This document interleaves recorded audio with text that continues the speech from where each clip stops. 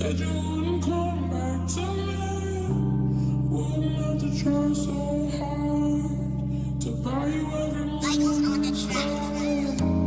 Couldn't make you stay if I wanted, and I can never keep you tied down. I still wish on you some better days. Ooh, I promise I don't even feel no pressure with you. Keep me off my reckless, senseless mess. It's you. But one thing that nobody ever could do is tie me down, little baby, meet me round. I know, but coming fast, die slow. Whoa, hey, been love, reaching from up above. Tell me so, do I really need the one? I need someone to know I don't need just one. I'm in my bag, you can't tie me down, down, down, down. Love, reaching from up above, up, up, down. So, do I really need the one, one, one, down someone to know that I'm in my bag? It's If I had a dime every time you said you wouldn't come back to me, wouldn't have to try so hard to buy you every moon and star. Couldn't make you stay if I wanted, and I could never keep you tied down. I still wish on you.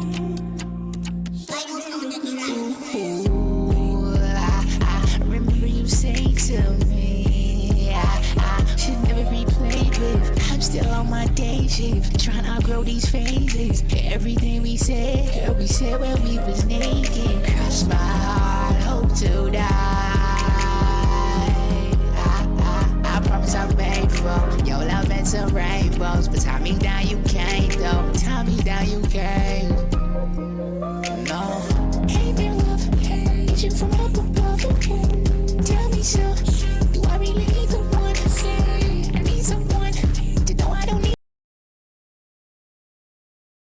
You can't tie me down, down, down, down. Love, reaching from up above, up, up, down. So, do I really need the one, one, one, down someone to know that I'm in my bag?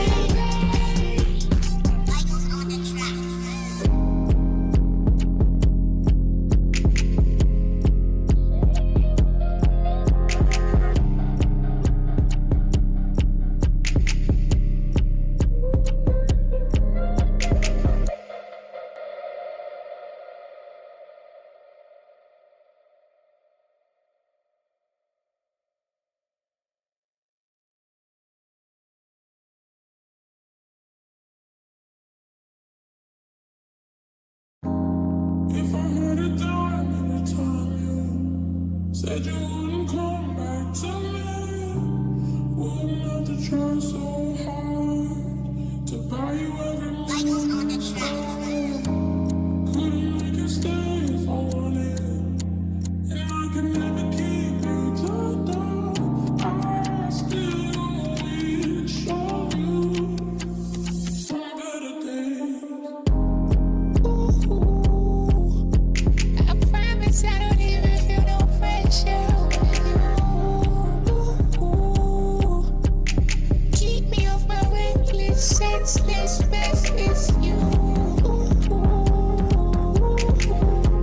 But one thing that nobody ever could do is tie me down, little baby, meet me round. I know, but coming fast, die slow. Whoa, hey, been love, reaching from up above.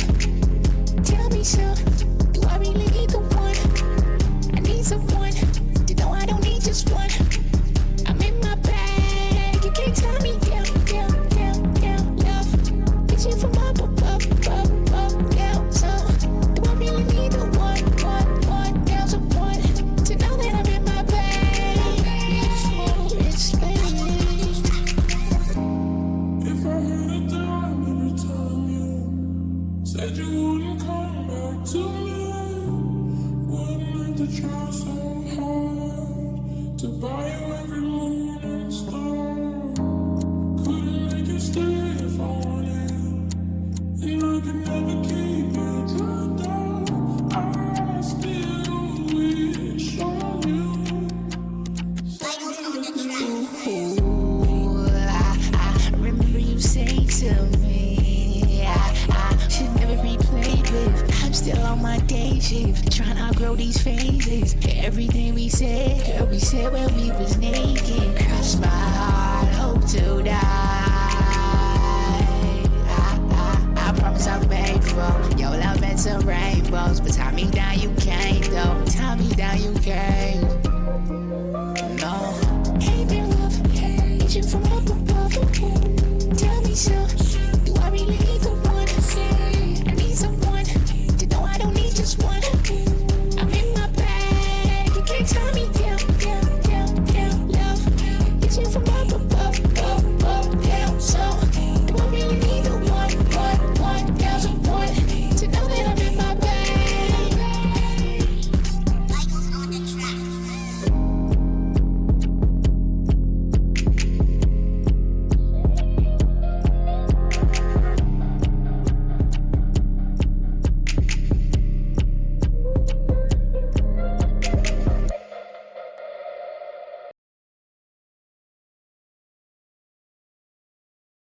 Said you wouldn't come back to me. Wouldn't have to try so hard to buy you every moment you tried. Couldn't make it stay if I wanted, and I could never keep you turned down. I still wish on you some better days.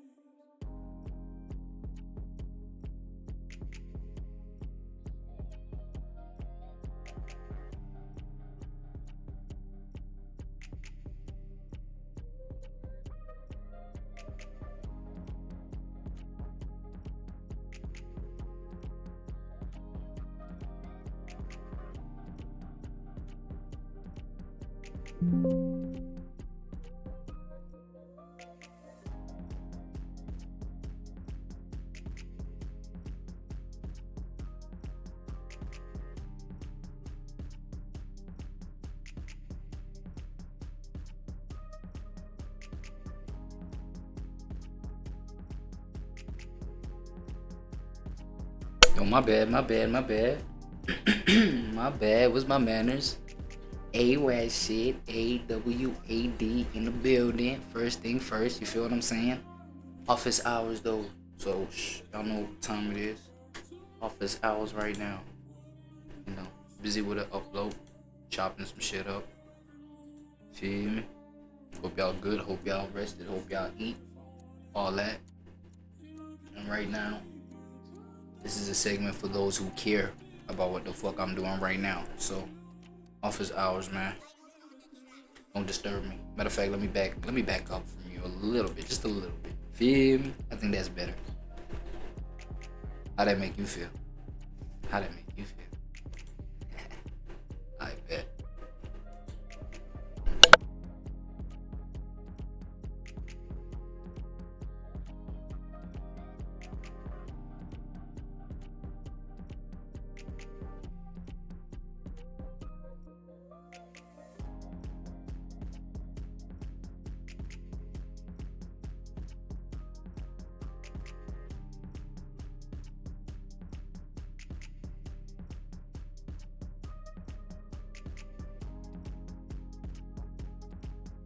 Alright, matter of fact, I think I'm gonna go ahead and let Dub rock out, trying the hottest wings out, Buffalo Wild Wings.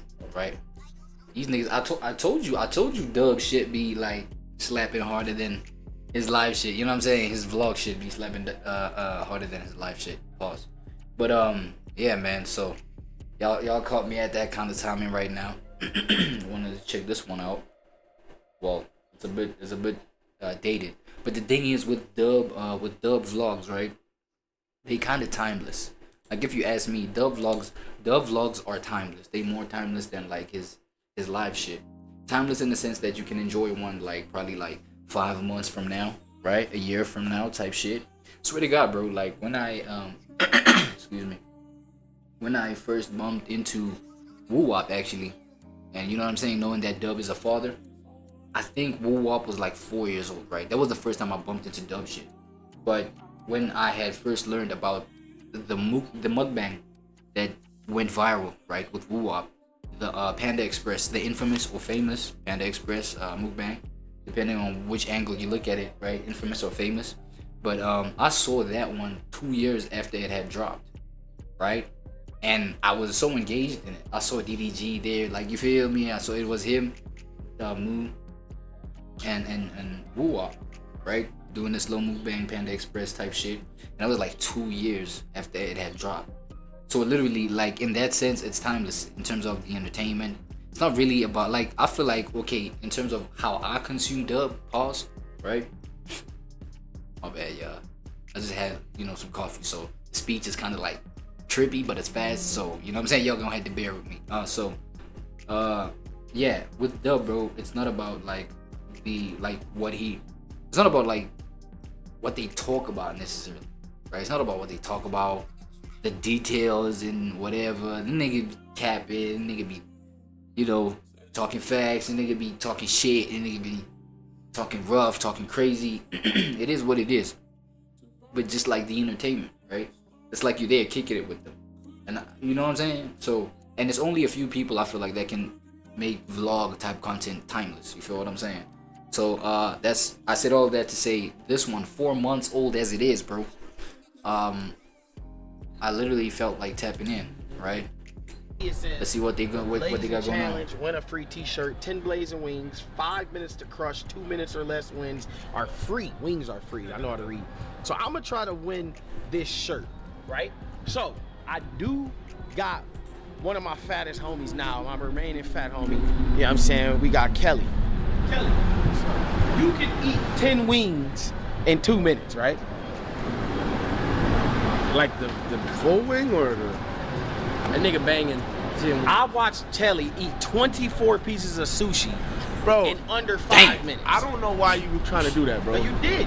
Bro, it was only 12 pieces. This nigga Dub always try to be hoeing, he always be trying to hoe Kelly, bro. Like, you know what I'm saying? Like, with the fat jokes and shit like that. Come on, bro.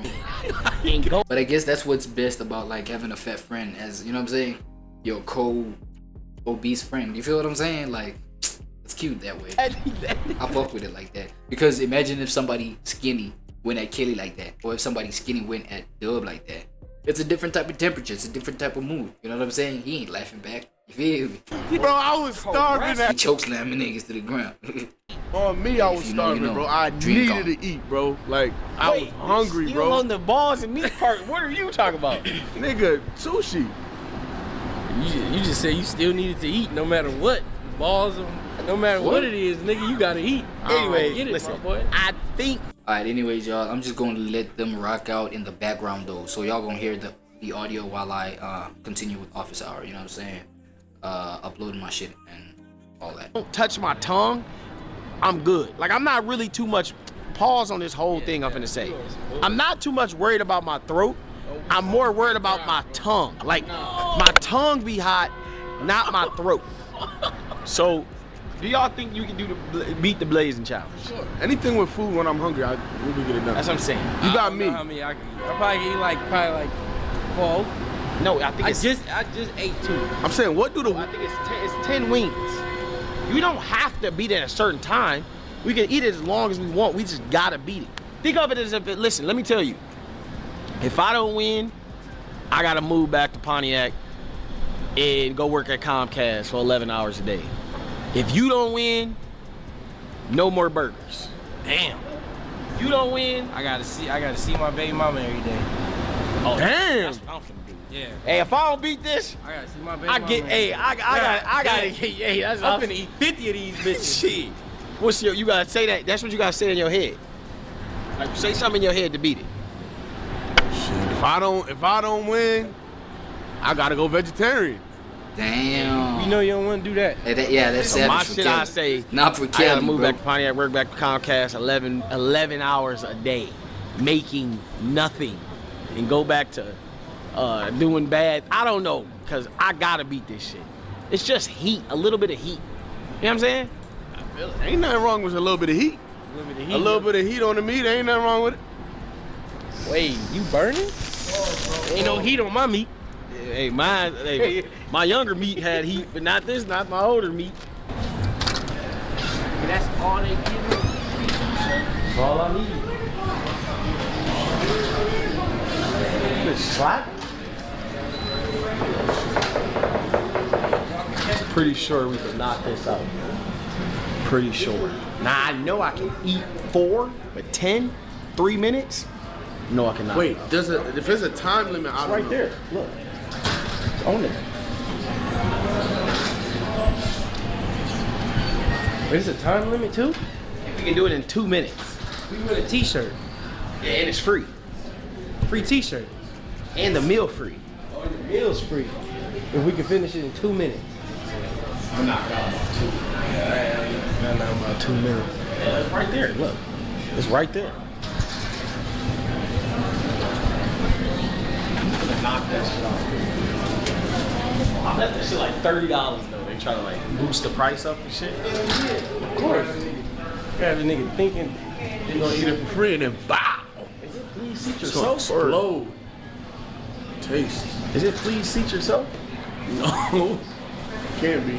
I ain't gonna lie, bro. I think it's a weight limit on like gay jokes, bro. I'm being honest. Cause I'm getting offended. Like I'm heated. Like, ain't you mad at the thing? What I do, bro? Heat and shit like that. Bro, we're talking about food, bro. We grown, bro. Come on, we not kids, it's a bro. weight limit, bro. I ain't trying to hold you, Bro, he act like he wasn't fat 6 months ago, bro. Before he got that, no, he got that lipo, nigga. Balenciaga was saying I could. Bro, he sat on that table and let him Bro, cut this him your up. third time saying that shit, bro. I seen that shit on the video, bro. Bro, do we seat ourselves? I think so at this point. Do we just sit down?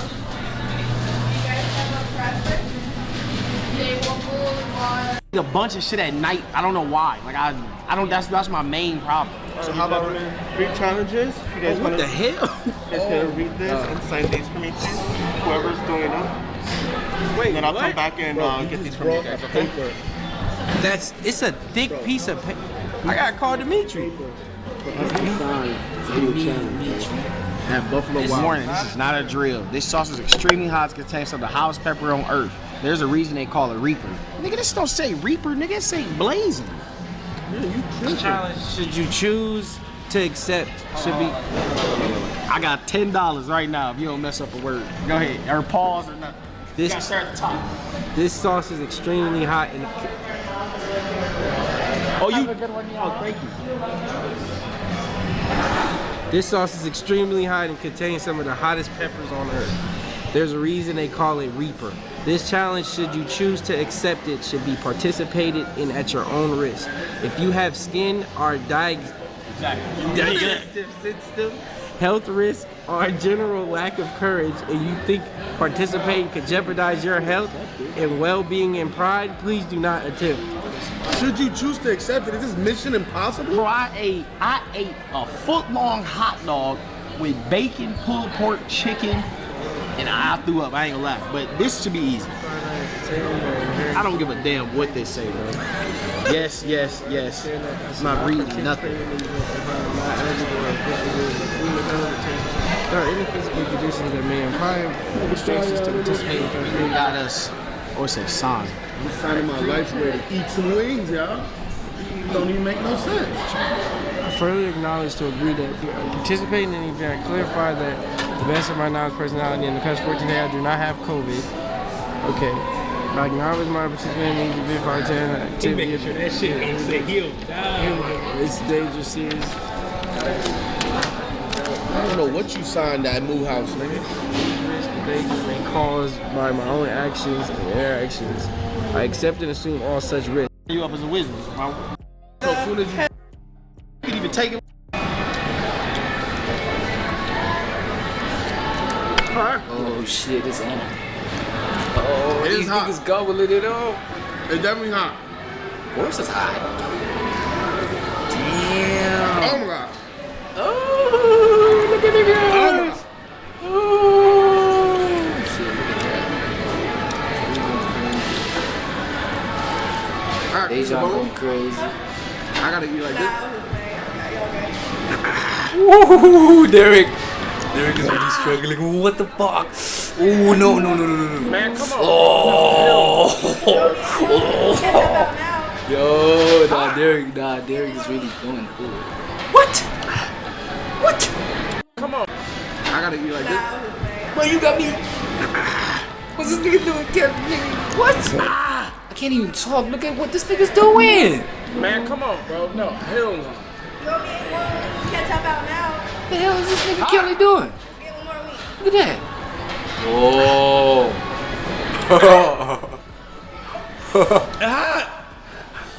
No, dude. Easy. Fuck. My tongue.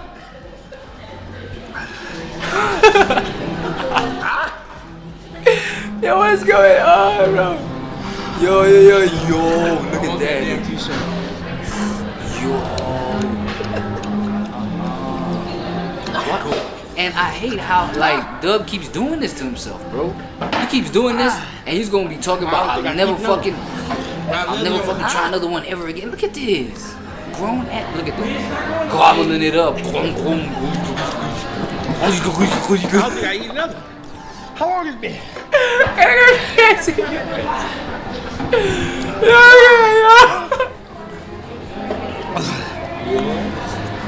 How many you eat?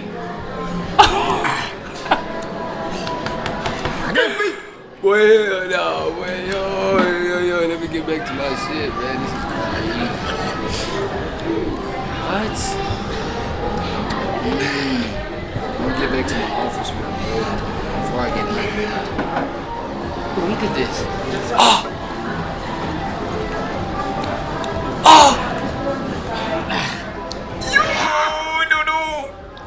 Dude!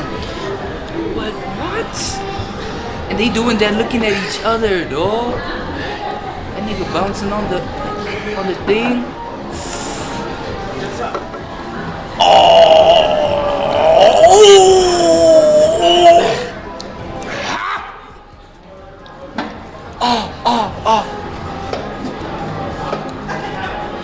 Nah, he out of here.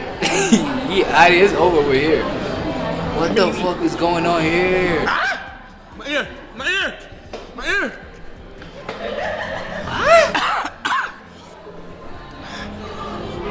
I gotta do 3. Well, you're almost done. You get a free t-shirt. Nah, black men dying over some hot wings. Nah. Black men losing their lives over some hot fucking wings. Hell no. So they what is wrong with it? He keeps doing this to himself. He keeps saying, nah, I'm never gonna try this again, blah, blah, blah. Last time, stomach is literally banging. You know what I'm saying? Nigga, you think that's gonna work? It's not going away. Oh my God, you gonna keep bouncing on that. You gonna keep bouncing on that shit. Just saying. For as long as, yo, I did 3. this is crazy. These niggas sweating. I did 3. These niggas sweating. You just gotta swallow those Bro, right? nah. Bro. Nah. Capaholics? Is this what we're talking about, bro? The nigga got snot. Oh, The nigga got. Oh my God. T-shirt. You only got 3 more. she keep talking about that damn t-shirt. Nobody care about a shirt. Capaholics. You get water. Bro, Capaholics, bro. Don't drink the water. Wait. Capaholics, man, hold on. Capaholics, bro. Look, bro. Let me be straight. And let me face. Matter of fact, let me get close up to y'all. Face, pause, as I say this. Look. If this is the kind of entertainment that we are to expect, nigga. Where the fuck the crib at, bro? Where the fuck is the crib, nigga? Where y'all at, bro? We need the content, bro. What the fuck going on? Niggas going crazy, bouncing up and down, you know what I'm saying? Not giving a fuck if they're in public, doing the most sus actions. Niggas snot all over his fucking. Nah, bro. Niggas sweating, niggas snotty face off. Hey, come on, man. Niggas shivering, you know what I'm saying? God damn, niggas experiencing orgasms, all kind of shit, bro. Nah, though, why these niggas ain't starting nothing? Like, I'm talking about as Capaholic. Unless this is the official kind of content, bro. Look, man. You know what? At this point, I cannot help but to just like assume that we're in it. You feel what I'm saying? That Capaholics is, you know what I'm saying? Like they pushing as Capaholics. It's just that, okay, with me, my bad. Yo, gang. I may just be a little bit slow to things, right? Honestly. And I'm sorry, but you know what I'm saying? But I feel like the fact that I haven't seen any piece of content where they made it official. Like, yo, yeah, from now on, we pushing as Capaholics. It was just, you know what I'm saying? The whole crib discussion. You feel what I'm saying? So I was caught up in the crib discussion. But yo, I cannot help but assume that this is actually Capaholic content. We're in it. Shit is mad entertaining. What the fuck?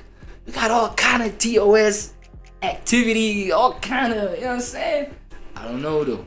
This whole thing of age restricting children, you know what I'm saying? These days with the YouTube and, you know what I'm saying? Underage people and them verifying that whole shit. I don't know. Capaholics, you know what I'm saying? I feel like you gotta age restrict, bro. If this is the shit that we seeing from Capaholics, bro. Nah, these kids about to be age restricted the fuck out of here, bro. Like, you know what I'm saying? Unless they come up with their own ways of like finding their ways around the system, because this is crazy. Look at that! Snotty nose there, bro. Still bouncing on the I know they did. Me and him did. Not him. Yeah, nah. Derek checked out of this hella long. I'm done. I quit. I was going crazy, you heard? Why do you use all these napkins? For one thing. I didn't use no napkin, nigga. My head. Mind your fucking business. Bro, it's kids around, bro. I can't even talk. I'm out. My mouth is tied. This name is hard. What? Huh? This shit finna get hotter. My shit just.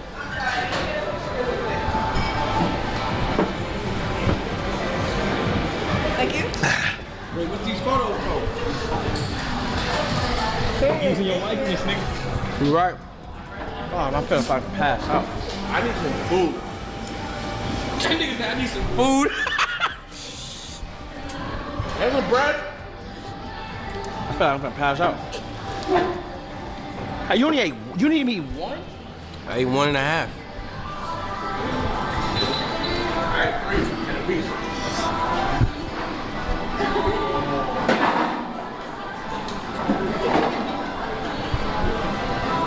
Don't try this out. Over with, boy. I ain't gonna lie. Well, look like I'm going back to Pontiac. Drive off a bridge.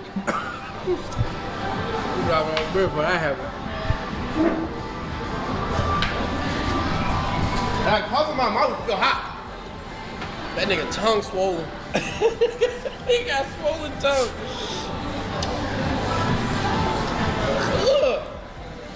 I ain't gonna lie, y'all.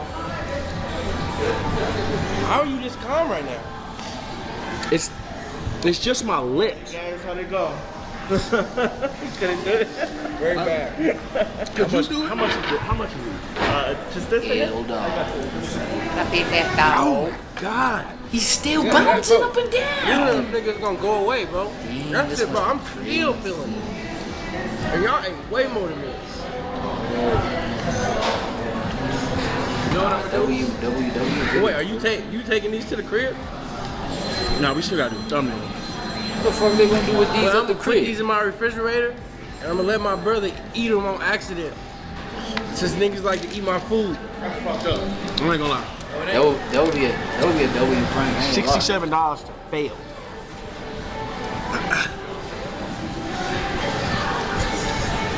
But this is the hardest thing I've ever done in my life. I know what I'm gonna do. I'm jumping off a bridge. What? Right, what? Hell no. This is impossible. Bro, I think I could make it to the NBA before I can finish. You just gotta eat it fast. Grown man, bro. I was eating slow. Oh my god, the dub The is flavor cracked, was bro. gone. You supposed to chew it and keep chewing it. Nah, this man is gone. Look at I was what? trying to cheat and oh my god. I don't even want the Yeah, ice nah. cream. I just want the I feel cold. like. Yeah, that's Alright, I'm gonna go ahead and give my ratings, bro. I'm gonna go ahead and give my ratings. Dub, I get dub. I'm gonna give the only rating that makes sense in a challenge like this would be like composure. You feel what I'm saying? So how good neighbors kept their composure, right? Kelly. Now Kelly was also kind of going crazy over there. You feel what I'm saying? Kelly was going crazy. Derek tapped out really early, right? So with him, you know what I'm saying, he actually took the heaviest L. You feel what I'm saying? But the fact that he did that so that he could go ahead and eat the ice cream, drink the water, blah blah blah, so that he could keep his composure. Because now at the end of the day, if we look at Dejan's face, bro. Look at Dub's face right quick, right? This nigga, this is reputational damage. I'm not gonna lie. What this man is displaying on his face is reputational damage. What? I know what I'm gonna do. You know what I'm saying? And then you check your Kelly. You feel me? Now we checking at the end of the day. Look, even Kelly like, yo, my boy, look here. Yo, he going a little too crazy. Look at that. Look at this. Look at this.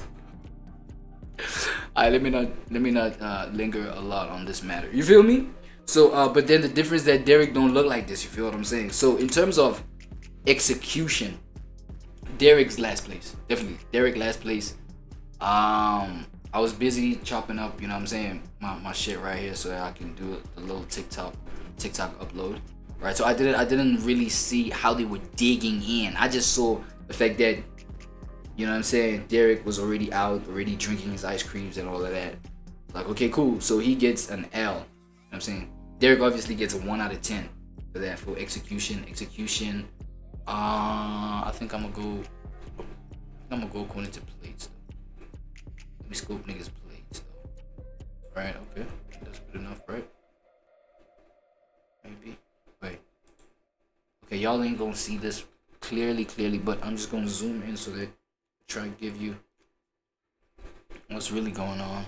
Okay, I can't see Kelly's plate clearly. Okay, there's still some meat action over there. There's a lot of meat action. So obviously Derek had a 1 out of 10. So I just need to see Kelly's joint. Hold on. Let me see if I can get a nice view. Still a lot of wings left though, isn't it? Hold on, give me a second. Kelly? Hey. This is... Yo. I think Kelly got the least wings left, right? Oh shit, that looks like, how many wings that look like? Okay. How many wings that look like? 1, 2, 3, 4, 5. I see 5. I see 5 wings. And here by Dub, I think it was 4. Let me just get another clearer view out of Dub shit. Alright, hold on. I think that's Derek now. That's Derek. Right? Hold on. I don't know if y'all can see, dog. Like, you know what I'm saying? 1, 2, 3, 4, 5, 6. Dog, Kelly 6. Yeah, hold on. Wait. That's a wing right there, right? This is a wing right here. This is a wing. That's 1, 2, right? 3, right? 4, right? 5. Look at this. 6. Hey. What's that? Is that the paper? Somebody say this is the paper? Nah. Yeah, I think Kelly got execution. Yeah, I think, you know what I'm saying? I think Kelly got execution. You know what I'm saying? So for execution, dub, Kelly gets, you know, the W. So since it's 3 of them, we can either give an L, a W, or a 0, or you're just out of the rating. Derek, in terms of execution, out of the rating. But then Kelly gets the dub. Dub gets the L. And then I said what? Composure. Composure was our second criteria, right? Composure. My boy Dub is out the picture. Hey, my boy Dub is out the picture. My boy, yo, they knocked my boy out the park. Yo, these wings is not it. Yo, these wings is not it. And bro, I keep saying this. This nigga keeps doing this to himself. Talking about, nah, it's the last time you'll never see me, motherfucking, you know what I'm saying? Eating like some hot wings, or you know what I mean? And then just to see him back on the hot wing challenge with his homies. You know what I'm saying? These ones though, I ain't never seen Dub face like this. Not homo. Right? Boy Dub out the park. Derek though, the thing is, Derek, I'm gonna go ahead and give you the L for this one because you even started early on the ice cream and shit like that. You know what I'm saying? You started early on the ice cream, while Kelly, even though he going crazy on, oh, look at how he wigging on that cream. Whoa! He King Kong in the ice cream. Oh, okay. So you know what I'm saying? My boy Kelly over here, nah, this is a classic. You know what I'm saying? Alright, let me not do my boy like that. Hold on. I'm saying, so Kelly, even though his face was not like Dub's, he just now got the ice cream, but he just now got the ice cream at the end of the challenge. But then his face is still composed, right? So Kelly, I feel like overall this challenge, Kelly got it. Kelly got it. I ain't lying. What? Y'all.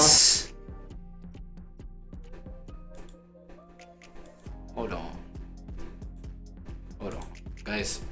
This one has to go up as some sort of receipt of something that might come up in the future. I don't know.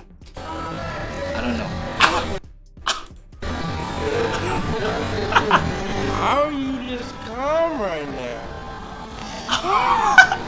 It's just my lips. It's just your one gang? Yo, it's just your one gang? Nah, Kelly. I ain't lying. Bro, Kelly, I feel like, yo, Kelly. Okay, I'm glad the age verification on this shit, like, is official, right? Cause, yo, that would have been a bad look for, like, certain audiences, like, certain parts of my audiences, you feel me?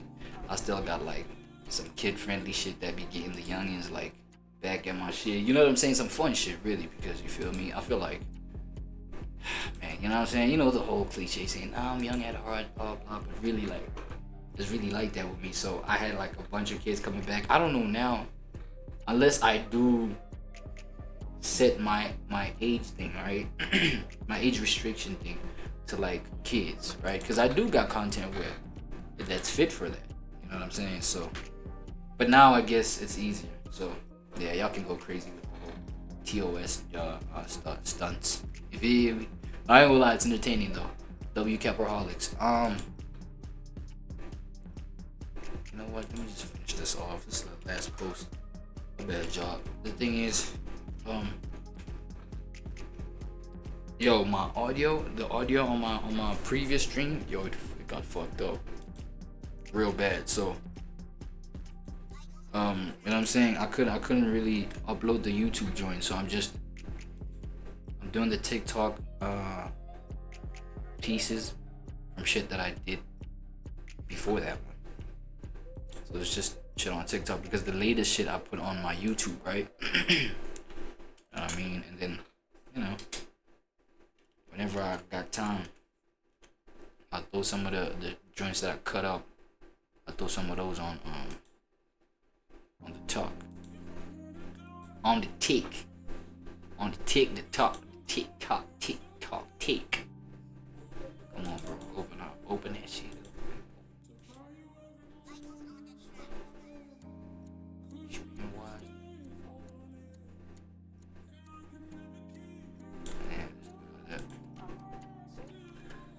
Right.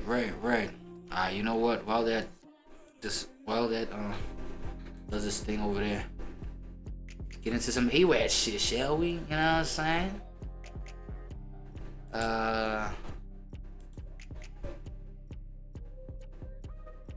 Get into some AWAD shit. Okay, I gotta get to the playlist first. I don't know why my brain is clouded right now. It's all foggy, all slow and shit. No. Wrong. What? Facebook Live. Am I in the mood to check out some Facebook Live murders, bro? I still want to sleep tonight.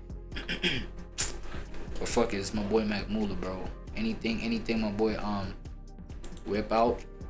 So far, let me say so far. Anything that come from Mac Moolah, I think I can, you know what I'm saying? I think we can chop that up. I think we can check that out. Alright?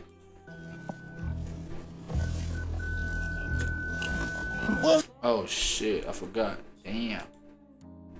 Why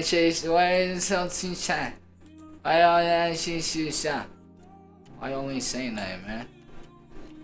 Cause I was trying to like see what Capaholics be on. Oh, yeah, I think 0.5 should be cool. Alright, cool, let's go. Bro? What's up? Hell no! He should have pulled off. Why he get out the car? Oh! Oh hell no! Did this nigga just lose his life over what? It was Kevin Watson was reportedly visiting his cousin's job site when he got into his car in the parking lot to begin his live stream for friends and family. And he just got into it, I guess. God, gee. It was one shot. One shot killed him? 42-year-old went by tug, was a 5500 block of West Madison, South Austin, a mile east of a police station. He on the west side. He was ranting to the viewers about a recent parking dispute when the car, so he probably just got into it with somebody in the parking lot. And I guess he got on live to vent about it. I don't know. He's the first thing, I ain't trying to, victim blame or nothing, but the first thing you should have did if you get into an altercation is leave the scene, bro. You don't know what these people on. A car pulled up next to him. Another thing, how the fuck you pull up to the job site of your cousin? You don't know those people there. How did you end up in an altercation, bro? Unless it was like somebody was planning to shoot somebody, and then you just caught a stray. Wait, let me read the shit for myself. Watch him jump. Okay, no. Should I let Mac Moolah do it? Let me see how he jumped up. He raised his arms in the air. What's up, bro? What's up? Hell no! What? What's up? Hell nah. He could be heard yelling off camera before a single gunshot rang out. I think I heard a big smack. It sounded like he pistol him. He said, "Man, what, man? Take that chain off." What? He kept fighting. He got hit once. Several people rushed to watch, but falling to the ground outside his car. Probably ran. They probably didn't even get the chain. Oh, that's his cousin. Watson allegedly knew the gunman and attempted to wrestle the gun out of the shooter's hand. Why? Damn. Why? Watson, a father of six, a father to a 6-year-old son, died weeks before his birthday. You good, Mo? Yeah, he said he was at his cousin's job site. No arrests or charges have been filed in the fatal shooting. Damn, bro. Bro. Over nothing, bro. Over nothing, bro. At the job, bro. Probably trying to, I don't know what he went there to do at his cousin's job. Probably, obviously, something connected to his cousin. Maybe, right? Probably. You feel me? But then now, who the fuck be like, you know what I'm saying? God, bro. How? How did you end up losing your life? Over nothing, probably, cause see, in the city, bro, like niggas be walking around, so everybody mad, everybody want to be a gangster, everybody want to be tough. Don't nobody You know what I'm saying? It probably just some ego shit over nothing for real. Layman Like, yeah, shit. who the fuck you talking to?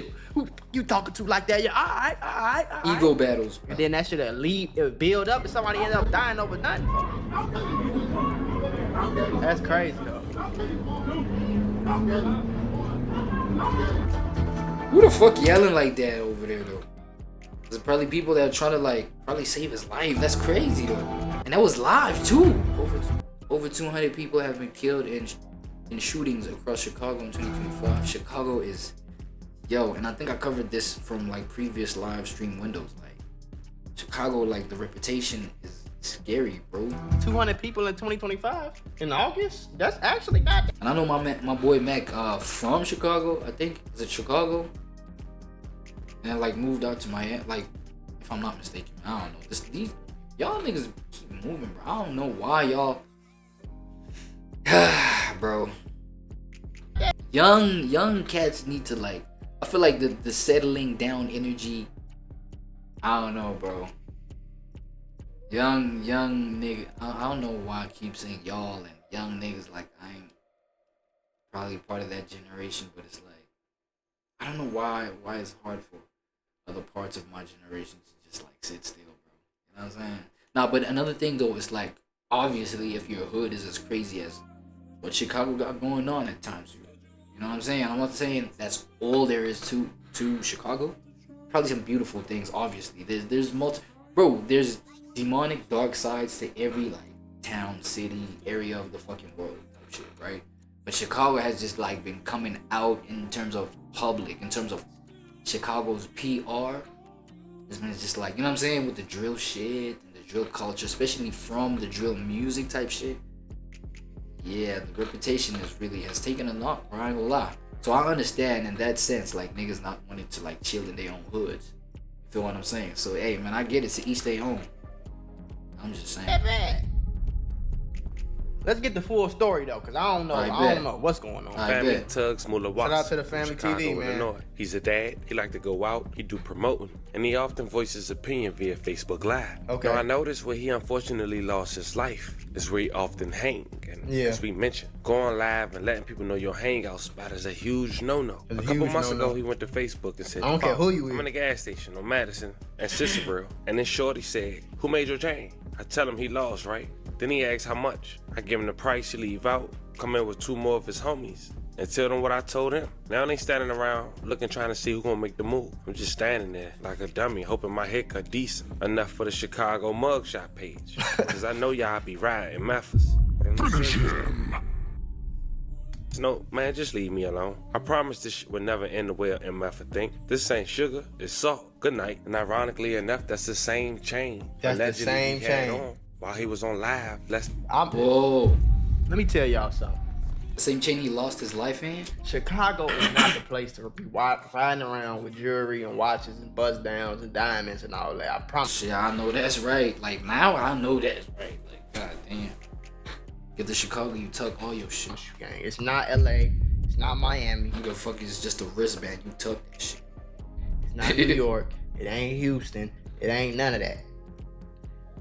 Second of all, when you look at this post, this was April 3rd. He said, I promise this shit will never end the way I think. This ain't sugar, it's salt. Basically saying it's not sweet. And he ain't going sweet, quote unquote, right? But don't none of that matter, bro. Like y'all is delusional. It don't matter how tough you is, bro. You don't know how a situation gonna go. You don't know what's gonna happen. Facts. You don't know. All it take is somebody to have a drop on you. All it take is for somebody to pull up and you don't see them. They see you first. Or you ain't prepared for them to hop out this car. They hop out the car first, it's over with. You ain't got your. So it's like, don't none of that matter, bro. It don't matter, bro. You don't never gonna know. Luckily enough, that's the same chain allegedly he had on while he was on live less than 3 hours ago, me doing this video and being gunned down. It was a Tugs chain. I'm assuming it was real. I'm assuming he told them that. And if I had to bet, I bet $1 those probably the same perpetrators who did this. Yeah, maybe. Fast forward 4 months after that post, August 13th, 2025, Wednesday afternoon at around 6:14, at the same location at the 5,000 block of West Madison Street in South Austin, Chicago. Tugs, 42 years old, was in a parking lot at a location when he was shot by an offender who, as you'll later see in the video, approached in an unknown vehicle. But try to point out the things you see in his glasses. In his glasses, I ain't even look. Play about 12 minutes of this live leading up to the situation, and it happened off camera, but you could hear everything. And then notice how calm people are speaking after, and some are actually frantic, and you can tell they was concerned. But then someone, one of him was his cousin, because the news clip said that he was at his cousin's job site, so I guess his cousin worked here, which may or may not be the reason why he be kicking it around this place or whatever like that. Claimed to be his cousin. Notice the phone was on live and just flip it down instantly. I want to put y'all on to some of the easiest, 300 earning money. You did. Yeah, too, boy.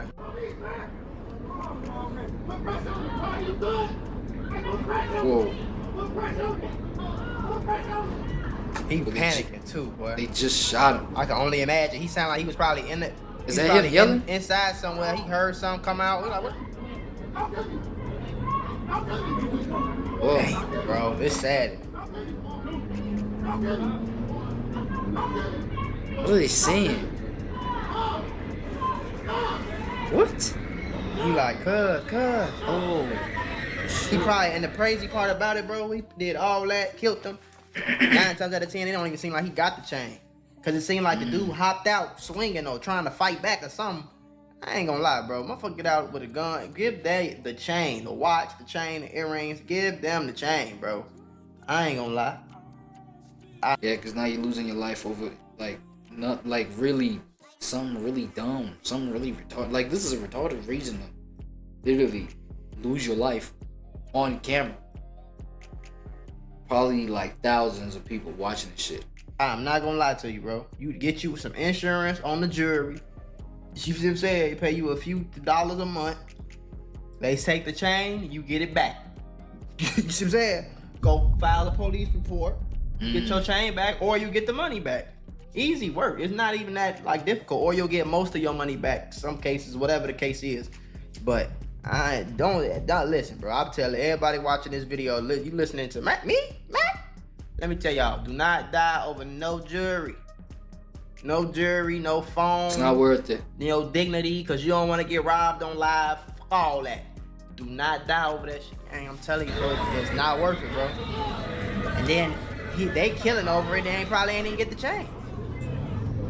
Because I'm sure when the shot went off, he dropped and they ran. Like, you ain't go snatch no chain off, no, you feel me? No. Hey, calm down, bro.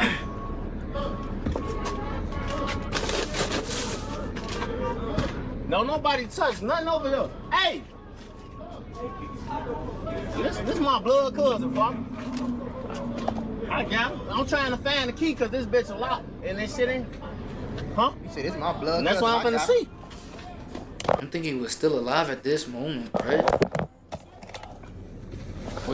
Or at least he wasn't confirmed dead officially.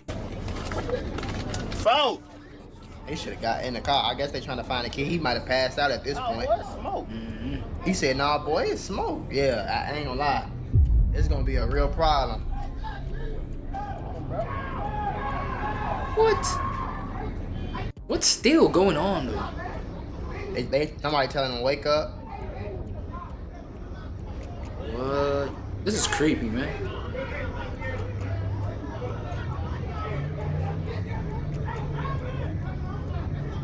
I don't know if they know where the key at, cause I don't know if the key didn't flew, but we gotta get in this car and we gotta start moving. Real, man. Going live in 2025 ain't what it used to be. Every second you broadcast and somebody could be watching. Not just fans or friends, but people plotting, studying your every move. Waiting. I feel like my number one rule is if I'm outside my crib, I ain't going live on nothing. YouTube, Instagram, Facebook, Twitch.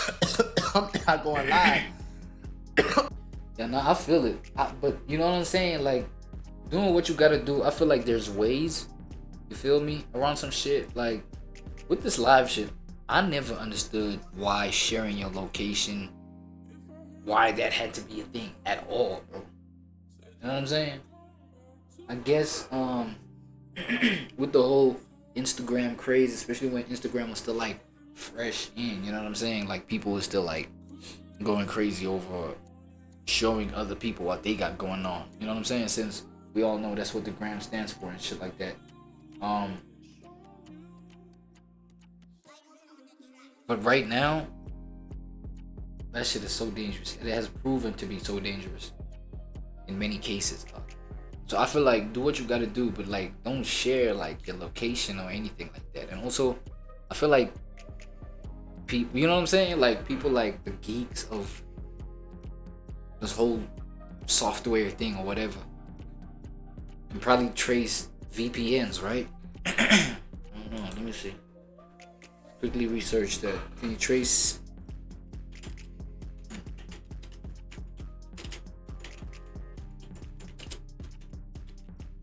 Okay. Using no.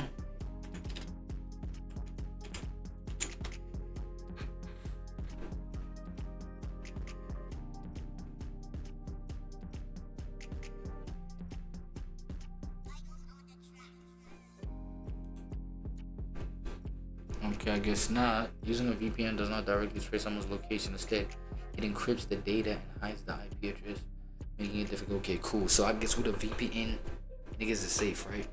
But you know what I'm saying? Like, there's certain shit that probably you could do to literally, you know what I'm saying, negate niggas knowing where you at and blah blah blah. You feel what I'm saying? But showing the location, I mean, you could do shit like not show the outside building, right? And show maybe, for example, you're at a McDonald's, but because you're always live, you know what I'm saying, you got fans across everywhere.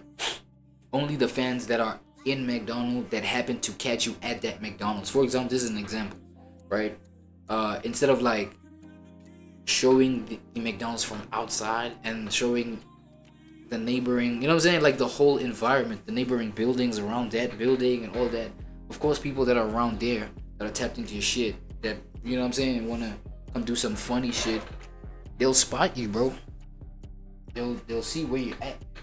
You feel what I'm saying? So like, there's like a safe way to do this kind of shit. I feel like, you feel what I'm saying? It just needs like an intelligent mind. I feel like this whole thing takes an intelligent mind, bro. On nothing unless I'm in the crib. To make it sustainable. Or at a hotel, or, you know what I'm saying, something like that. I'm not finna be outside in public just on live. I don't care what's. I'm not gonna be on live in Dubai. Like, I don't care what's going on. I'm not going live nowhere ever. When you make it a habit, I'm cool. When you show your patterns, your favorite spot. But I think his mistake was sharing the location, right? Routine. You're giving them the blueprint. This man lost his life on camera. It's not the first time we seen it happen, and sadly, it won't be the last. Whether it was a setup, a robbery gone wrong, or just somebody catching him slipping. The fact is, it could have been avoided if certain moves weren't made public. But now, fam, I'm asking y'all, is this just bad luck, or is it something deeper? Did the people around him really know, or did they not know? Because he said he was talking about an altercation like that happened in the parking lot on live, and it seemed like he just pulled out his phone to talk about it. You know what I'm saying? And then somebody pulled up and did. They don't sound like a coincidence to me. But rest in peace to bro, for sure. Pray for the kid, though. Yeah, that's crazy. Who's got a tougher security, your security team or Danielle? Guess who's back online, man? Oh, and I heard the whole little turning 18 thing about Lil Tay. You know what I'm saying? I was just wondering, like, how that, you know what I'm saying, how that whole thing aged, really. You feel what I'm saying?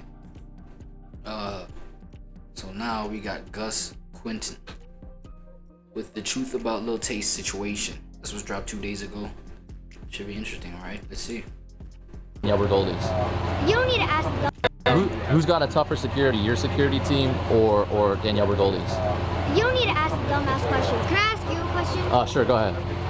Why your mama make you so ugly? Lil Tay has always been a little wild online. For those who might have missed the chaos between 2016 and 2018, a little girl, yes, a little child, nicknamed Lil Tay, went viral for posting videos showing off money, luxury cars, and designer clothes. Influenced by her family, that is. You already know what's going on. I just bought a brand new Lamborghini. Lil Tay out here flexing. See these butterfly doors? I also just got a brand new outfit yesterday. Everything Gucci and designer. See my... Oh yeah, and we all know now that all of this shit that she be talking, all the shit that she be popping with her mouth, through her mouth, right? It's all scripted, right? It's a script that I think it was her brother, some shit like that. I'd be jotting these things down, and she'd be like spitting them. You know what I'm saying? Sort of like a ghostwriter, sort of like a rap ghostwriter type shit. My my whole outfit. And shout out to Juju. It's pathetic, honestly. I just did an interview with ABC Nightline and Good Morning America. Look at my girl Juju all flexed up. I remember the first time I saw her videos, I just sat there thinking, how is this real? But here's the twist. Almost none of that was real. The cars, not hers. The stacks of cash, fake. And the houses she filmed in, yeah, they were actually properties her mom, Angela Teen, was showing off as a real estate agent. Angela would literally be working and Little Tay would be filming herself, calling everyone broke from a multi-million-dollar home they didn't own. And let me tell y'all something. This shit costs more to your rent. My toilet costs more to your rent. Everything in my bathroom costs more to your rent. And see, this is my closet. Everything here be designer. Gucci, Louis, Versace. And also, when I was 6 years old, I lived in Atlanta and I was broke as hell. But one day I woke up, I said to myself, I ain't gonna be broke no more. So I got up and I started working hard, moving bricks, and now we be living in the hills. Moving bricks? The fuck does she know about moving bricks, man?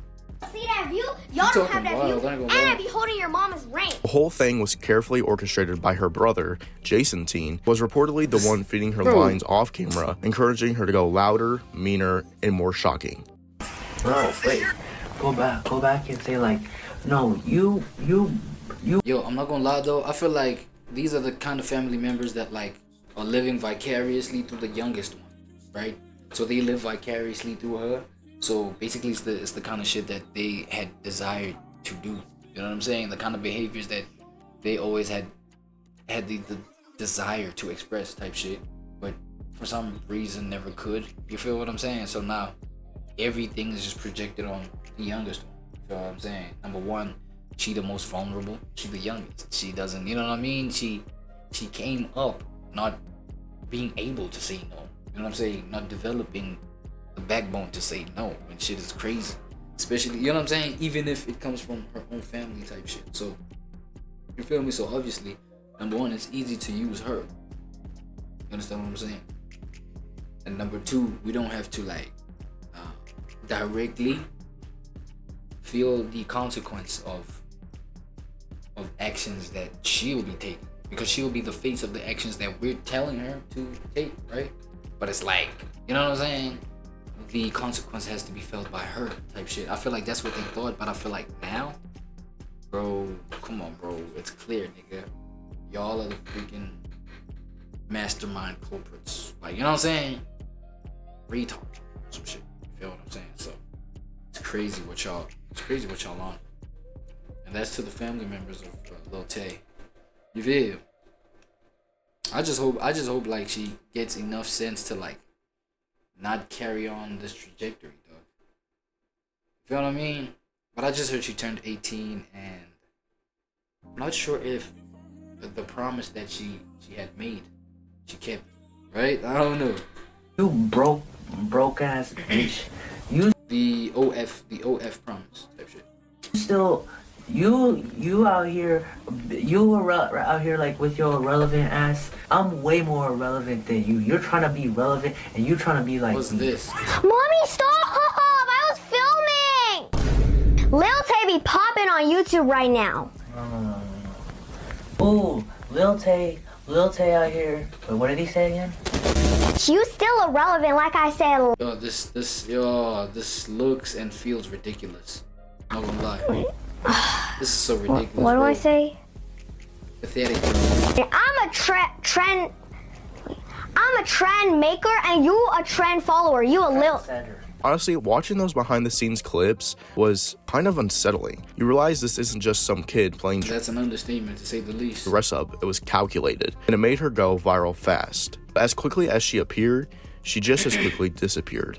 In just months, Lil Tay became internet royalty. She had beef with people twice her age, and was making appearances on YouTube channels with millions of subscribers, and had mainstream media talking about her. Her Instagram lives were chaotic.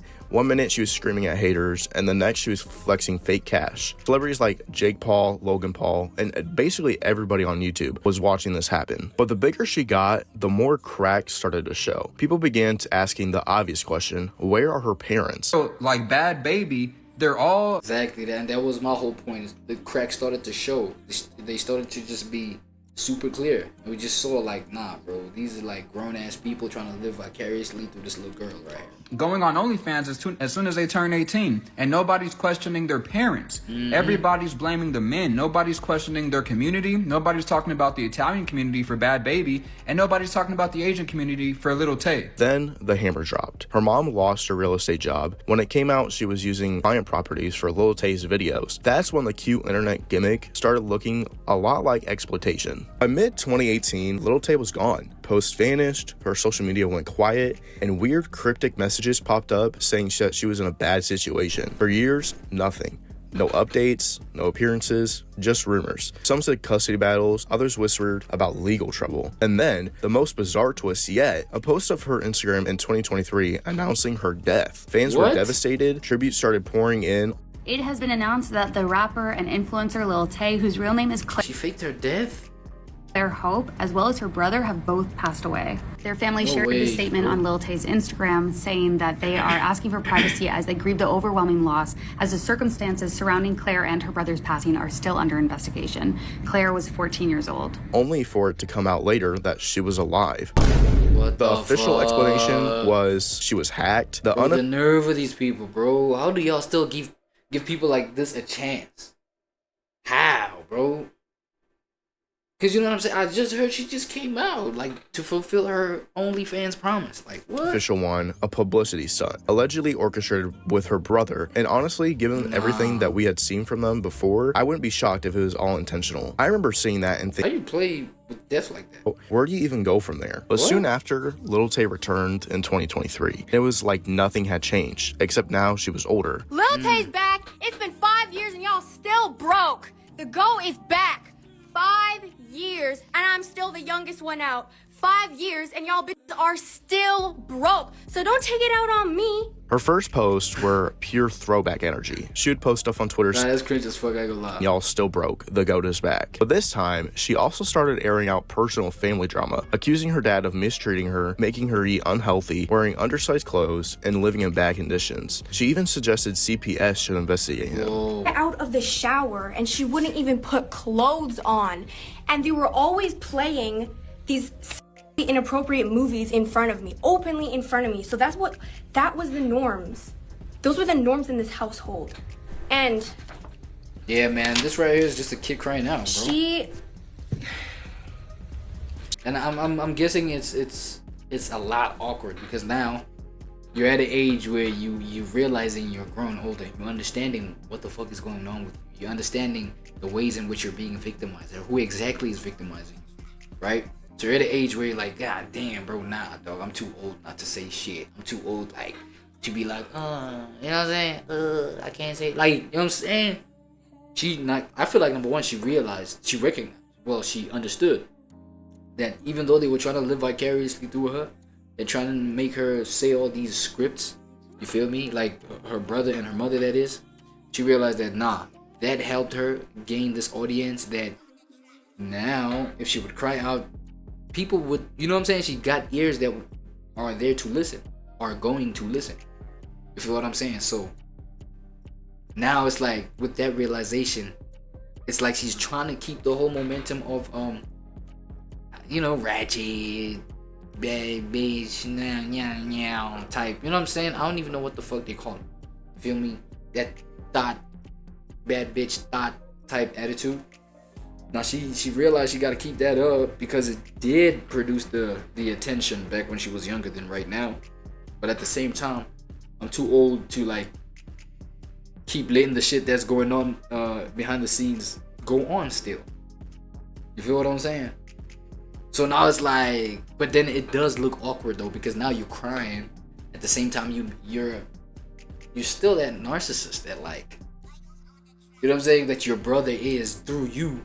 You know what I mean? You still have that attitude. It's like, how do we take you seriously? How do we consolidate, you know what I'm saying, our energy towards you type shit. You feel me? She would always take out her anger onto me.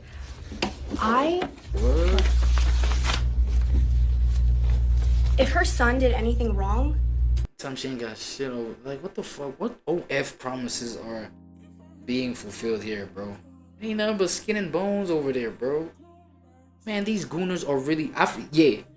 This is the level where gooners are really getting out of control, bro. You feel what I'm saying? Because apparently she went crazy on the OF, dog. Bro, be honest. If you're looking at that... Look, okay, she's 18, so... Let me be off that. It would be... But, bro, be honest, bro. You're not getting hard. Come my fault. You're not getting hard there. Fuck out of here. And she punched me. She pinched me. Pinching me was a really big thing. Chris mainly shoved me. Whether you believe her or not, it was clear that she was trying to control her own narrative, but she wasn't done yet. In early 2025, with her 18th birthday approaching, Lil Tay began teasing something new. She posted provocative photos, asking fans if she should release them once she's finally legal, and people were furious. The internet has seen this before with figures like Bad Baby going from a viral teen to an instant OnlyFans launch the moment she turned 18. Some call it smart business, others call it predatory, especially because it feeds into an audience that's been sexualizing them. Yeah, it is all that at the same time. Lil Tay, she leaned all the way in. It's not smart business though. It is business. It's big business. Smart depends on what your value system is. Messages, $26,000 in tips, and another $500,000 from just subscriptions. And while some fans applauded her for cashing in, others saw it as sad. An inevitable result from her being raised in an online environment where clout and shock value are everything. Lil Tay's story is complicated. She went from being a 9-year-old meme to vanishing completely to even faking her own death, and then coming back as an adult, making one of the most controversial career moves possible. On one hand, she is an legal adult now, and she can make her own choices, but on the other, it's hard not to wonder if these choices were shaped by years of being exploited online. Imagine, bro, like coming from a family that thinks like how her mother and her brother was behaving. You feel what I'm saying? Imagine her making her own decisions. That shit should be scary, dog. Feel what I'm saying? That shit should be mad scary, dog. And look, I'm not, you know what I mean? Like this generation of these, the youngest generation that we got living right now in current society. You know what I'm saying? I feel like it's not all bad, dog. Yes, they're the type of generation where it's like ran by social media, ran by all these kind of opinions that they, you know, come across online, ran by like the kind of comparison that they find themselves tapped into. You know what I'm saying? With regards to what happens online, how they supposed to look, how they supposed to like formulate their own identity, shit like this, right? It's like, yo, even though with that going on, I feel like there are like at least a handful of like people within the Gen Z. Is it the Gen Z, right? Gen Z, bro. I'm talking about the latest Gen Z. You feel me? Bad Baby and who's this again? Lil Tay and them, right? So it's like, yo, these ones is like, they like the extreme version of degeneracy. The degeneracy that like can manifest in terms of the mindsets of the Gen Z, right? But it's not all hope is lost, because if you think about it, bro, kids' minds, they're malleable. Feel what I'm saying? Especially the younger they are, they're impressionable, right? I don't even know if I'm using the right words, but you get what I'm saying. If you know what I'm saying. If you care about this kind of talk, so you feel me? You just like shape the kid into like whatever is a reflection of you at the end of the day, whether you're conscious of that shit or not. You feel what I'm saying? And going crazy on Lil Tay, I don't know if it's fuck. Okay, let me say, I don't know if it was constructive. The way that it happened, right? She was all in front of everybody's faces, you know what I'm saying, on everybody's devices at a very young age, right? And that's all because of the brother and the mother. You know what I'm saying? And because of that, right? And because of the fact that the brother and the mother constantly was living through this little girl. Yo, say this. Yo, you know what I'm saying? Like, shit on them. Yo, pop your shit. 9 years old, nigga, 7 years old. Yo, telling this little girl, yo, pop your shit. Yo, talk crazy. You feel what I'm saying? It's like those are those vulnerable years where the mind is starting to now develop and understand the world. You know what I'm saying? Starting to. You feel what I'm saying? And then the fact that, you feel me? She was supposed to get the right guidance, but who the fuck? Like, she was birthed by these people that ended up shaping her mind in the way that it is right now. You feel what I'm saying? So, is it late though? Is it late or is it not? I don't know. She mad young though. She can, you know what I'm saying? A whole lot of change can still happen. But you know, the most authentic change, the change that's gonna stick is the change that comes through her, you know what I'm saying? Like POV, her own point of view with regards to like reality and how reality is supposed to be manifested by her own self. You understand? So her own internal convictions, like her own internal heart, soul should tell her, bro, we gotta change. This is ridiculous. Let's forgive ourselves for, you know what I'm saying, the fact that mom and brother did this to us and shit. You feel me? So it's like, hey, I don't know, man. The Lil Tay case, at this point, man, I don't mean this to sound all bad or negative, but she's a social experiment that a whole lot of youngins can learn from. And I feel like, oh man, go easy on Tay. You know what I'm saying? She young, she never, you know what I mean? I think to this day she don't know what the fuck she probably, you know what I mean? Because even the previous video, like, she probably taking notes from Bad Baby with this whole OnlyFans 18 drop. You feel me? So that's my whole little chop about that. You feel me? Damn, it's very unfortunate. So basically that's it on the Lil Tay situation. So what do you guys think? Is Lil Tay taking control of her life, or is this the final stage of her persona? She can't, bro. Not at this point, nigga. Like, it needs to come from within. The whole desire to change needs to come from within, and I feel like it hasn't hit her yet. You feel me? She's not there yet. Kicking it with Amala. You know what I'm saying? What the hell is happening in DC? What the hell is happening in DC? On in DC. Now, because of the rampant crime in Washington, DC, Trump has deployed the National Guard to the area, saying that he wants to, quote, rescue the nation's capital from crime. Now, many are pushing back on him, saying that he's authoritarian, that he's creating a police state, while others are saying he's doing what's necessary to help not only Washington, DC, but all of its citizens survive this crime rampage that's taking place in the city. So, let's talk about it. Yeah, you better. Crime rampage, right? You know me, I always gotta clarify, like, for the sake of just like being on track with shit. You know what I'm saying? Rampage. What does rampage mean? So you telling me it's just a sudden boom and man, come on, man. It's a sudden boom in just crime? Just like out of nowhere, like type shit. Is that what y'all telling me? Period. The term rampage refers to a period of violent and uncontrollable behavior. You can't describe actions that are reckless, destructive, or cause chaos. Common synonyms include fury, mayhem. So it's just a breakout of just. So you telling me it's a breakout of criminality? Why the fuck did I do that? That's crazy. Yeah, you better. Like the safest place, and I'm saying that as a girl who's currently living in Los Angeles, and we know what Los Angeles looks like on a typical day. I can tell you my car in Los Angeles has been broken into not once but twice, okay? And twice is far too many. Once is too many, okay? So I know a little bit about living in a city that is running rampant with crime. Now I'm gonna get you into a news clip that talks about Trump and this decision to deploy the National Guard to Washington, D.C., and then we'll talk a little bit more about the issue. President Trump earlier saying he's deploying the National Guard to the nation's capital and placing police under federal control now. Let's bring in D.C. Police Union Chairman Gregory Pemberton. Thank you so much, sir, for being here. So from your view, is this necessary? Well, look, we completely agree with the president that crime in the District of Columbia is out of control and something needs to be done with it.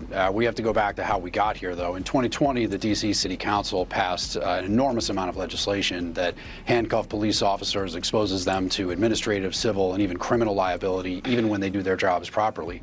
And now, 5 years later, our authorized sworn strength is 4,000 sworn police officers. We currently have 3,180. So we have more than 800 vacancies for the position of police officer.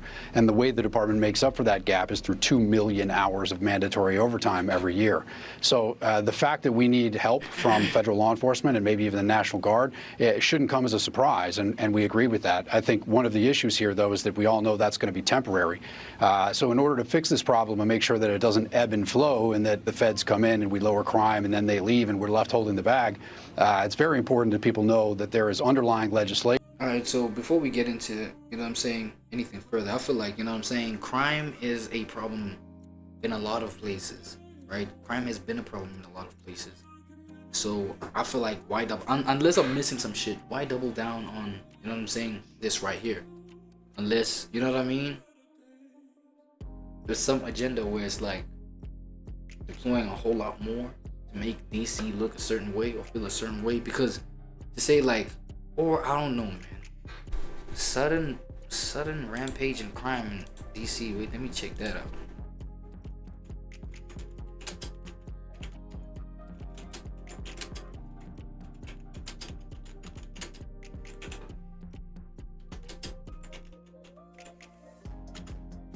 Is this how you spell it? Washington, D.C. Sudden rampage in crime stats in Washington, D.C. Sudden spike in crime statistics. Topic of concern, especially with President Trump's recent. Let me read this more. I bet. Comments and actions, however, the data suggests a different picture. That's what I was questioning right now. While there are a notable increase in violent crime in 2023, that since decline in 2023, data indicates an increase in assaults, homicides, abductions, and sex. The further increase in reports a fall of overall crime between although the past 5 years have seen the highest number of the past 5 years, however, have seen the highest number of homicides in the capital since 2008. Despite the initial concerns, the trend shows that violent crime in DC is currently the city's reported violent crime rate is more or less as low as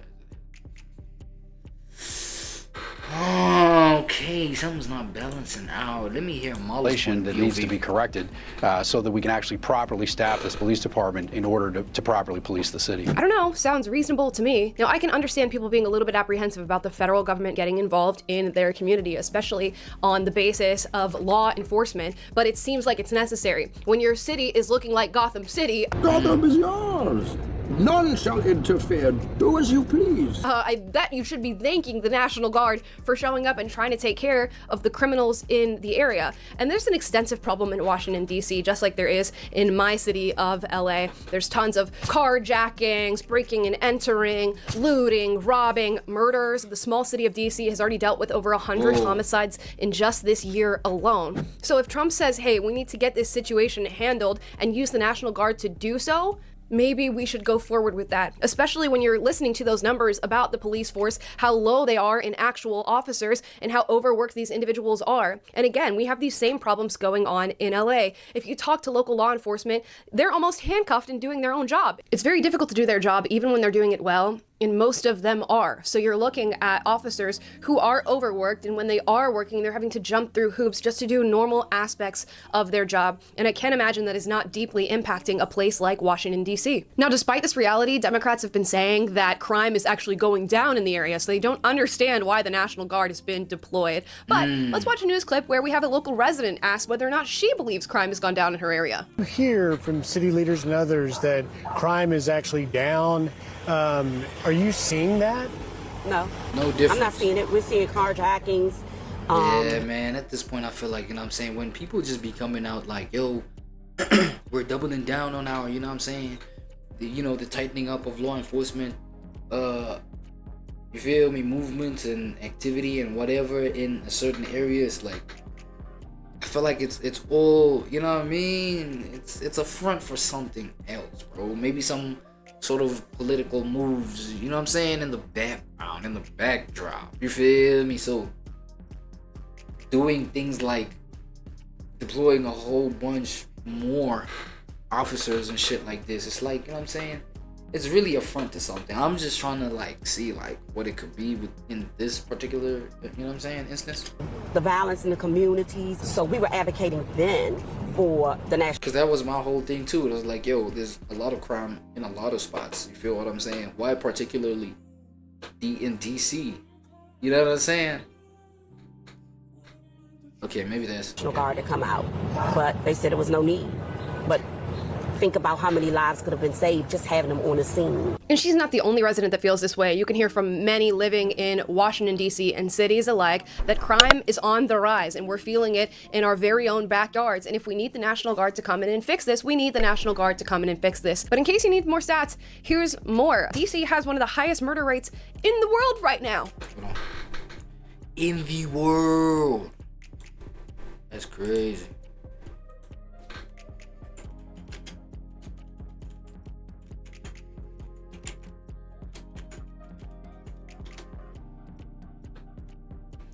National Guard is a unique component of the U.S. military that serves both state and federal government. It acts as the primary combat reserve for the Army and Air Force, composed of part-time soldiers. Blah, blah. Okay,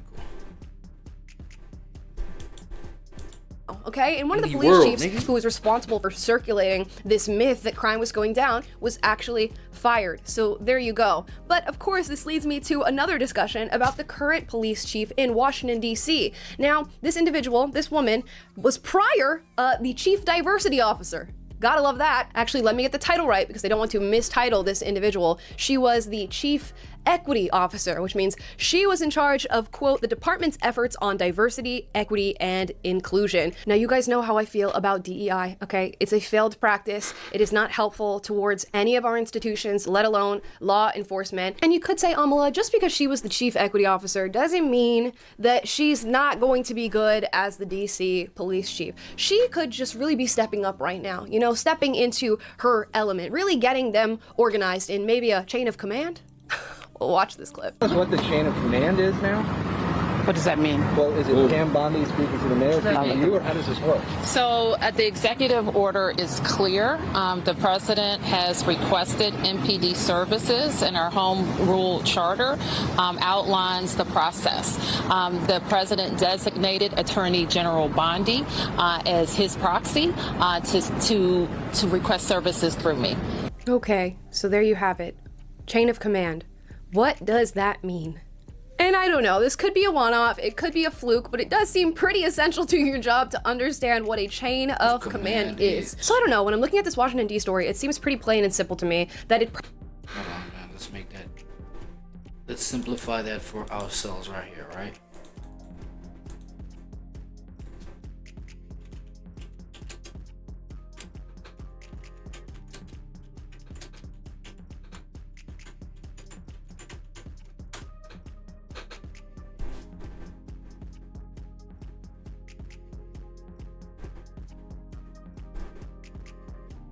Outlines the authority and responsibilities of each level of personnel.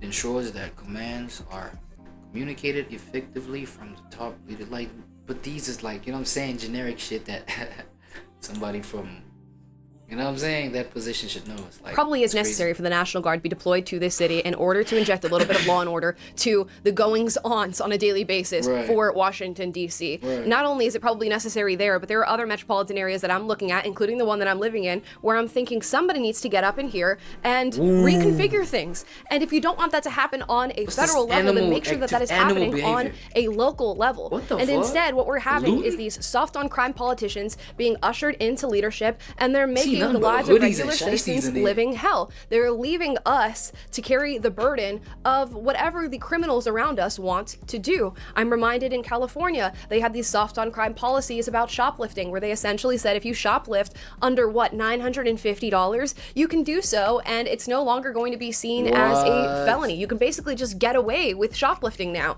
And what did that lead to? A whole bunch of looting, a whole bunch of people being robbed, and it basically tells worst side effects. You're okay, do whatever you want to do, because leadership here does not give a f about the people who live here. And how many victim stories do you Do they be thinking these things through when they be making certain decisions, bro?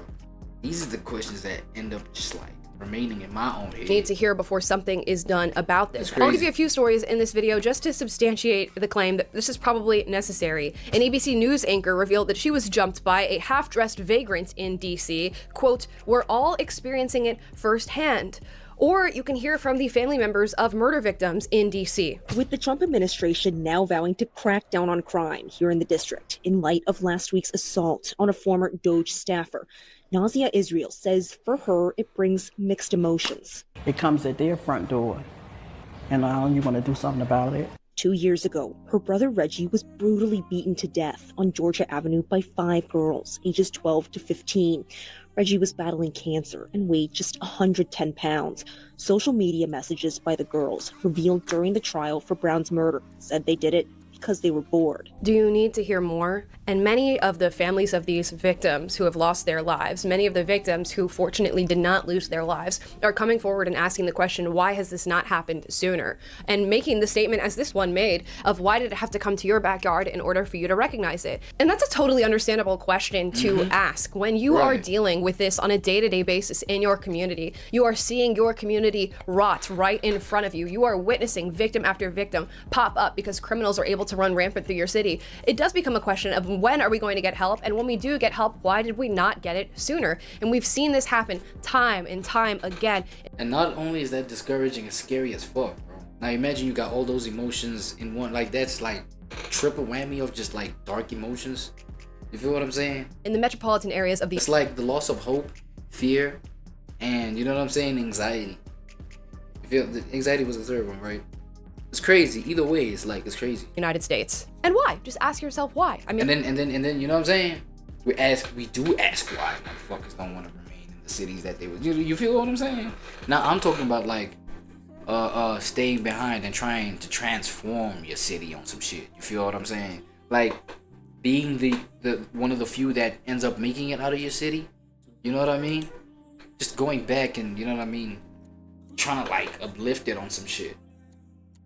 Nah, dude. I mean, I have a few theories. Many of these areas are often run by Democrat politicians who are running soft on crime policies and are pushing ideas of restorative justice, which essentially means we don't want to put people. My point is that, you know what I'm saying, to even eradicate shit like broken promises or promises not delivered on, if you're by these politicians, you get somebody who makes it on some shit. You feel what I'm saying? Maybe a handful of people who like got life-changing sort of resources to literally, if they were to come together, they could change a city, bro. You feel me? You end up getting those kind of people not even bothering. You feel what I'm saying?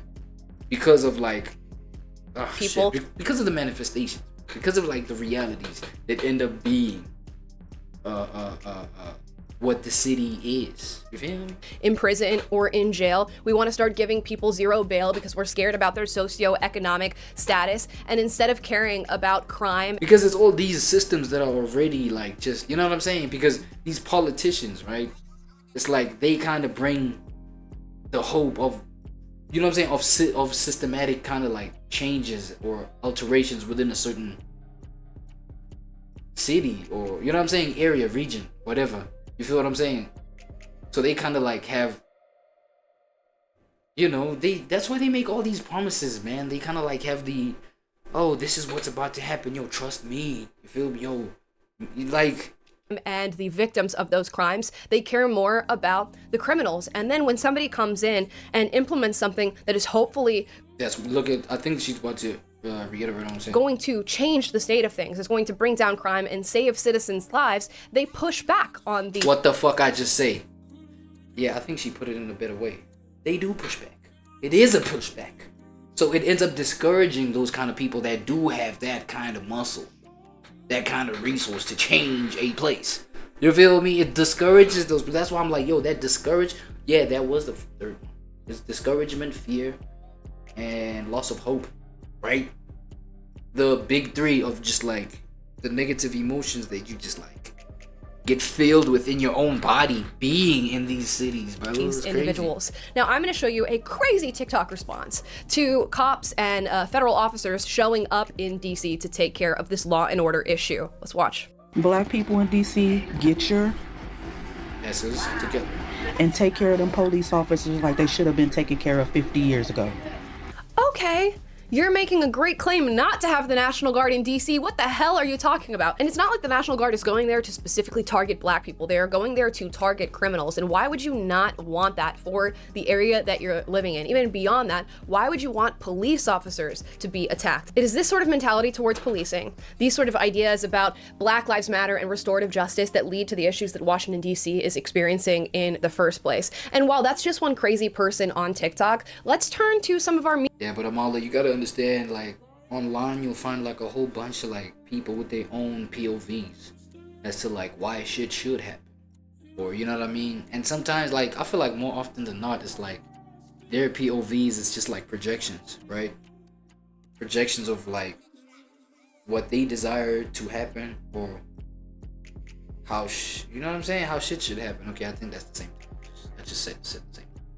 Just, yeah, projections, bro. So it's like sometimes taking just a regular person like you and me online, you feel me, is taking their perception, their POV seriously is like, you know what I'm saying, we can't really do that. Media figures, let's say at MSNBC, to see how they're responding to this Washington, D.C. takeover. I think it's really important to be clear about what is going on here, and a relatively small crime problem is being used for specific authoritarian purposes that we know and understand. So let's be clear about, DC does have one really big crime problem, which was the January 6th insurrection incited by the current President of the United States. And his first act in coming back was pardoning all the people who tried to overturn constitutional republic order in Washington, D.C. When I go to D.C., I'm not afraid of losing my wallet so much as I'm afraid of losing my vote.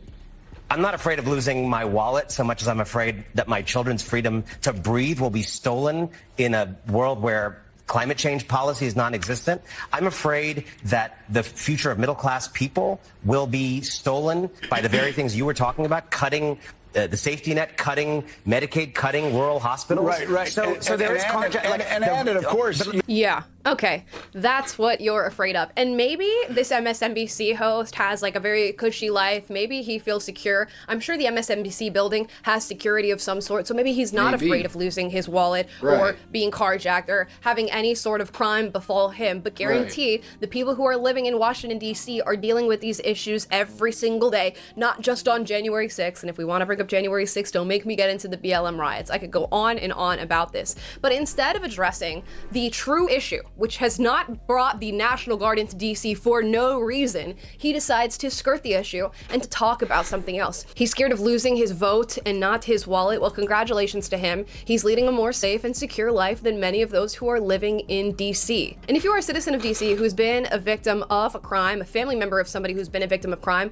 or somebody who's probably going to experience it in the future, just know that this host at MSNBC doesn't care. And if you call now, we get another clip from MSNBC. Let's watch. You don't think more police make streets safer? No, Joe, I'm a black woman in America. I do not always think that more police make streets safer. When you walk down the streets of Georgetown, you don't see a police officer on every corner, but you don't feel unsafe. So what is it about talking about places like Southeast DC, right? Ward 8, if you will, that people say, well, we need more officers to make us safe. I think we have to rethink what safety means in America. I'm gonna go out on a strong limb here and say that the reason that people talk about these two areas differently is because they experience these two areas differently. And probably one area has a far bigger problem with crime and criminals than the other. Plain and simple. It's really as simple as that. And I have a feeling that she, as a black woman in America, is not going to have that much trouble with police unless she creates trouble with police officers. I'm so sick of this narrative that because of somebody's skin color, there should not be more police in their area. Oftentimes people who are black and brown are living in the areas that need police the most. They are living in areas that deal with the most crime. And for you to use your identity as... I might just add to that the fact that, you know, the black areas are where crime is more rampant, right?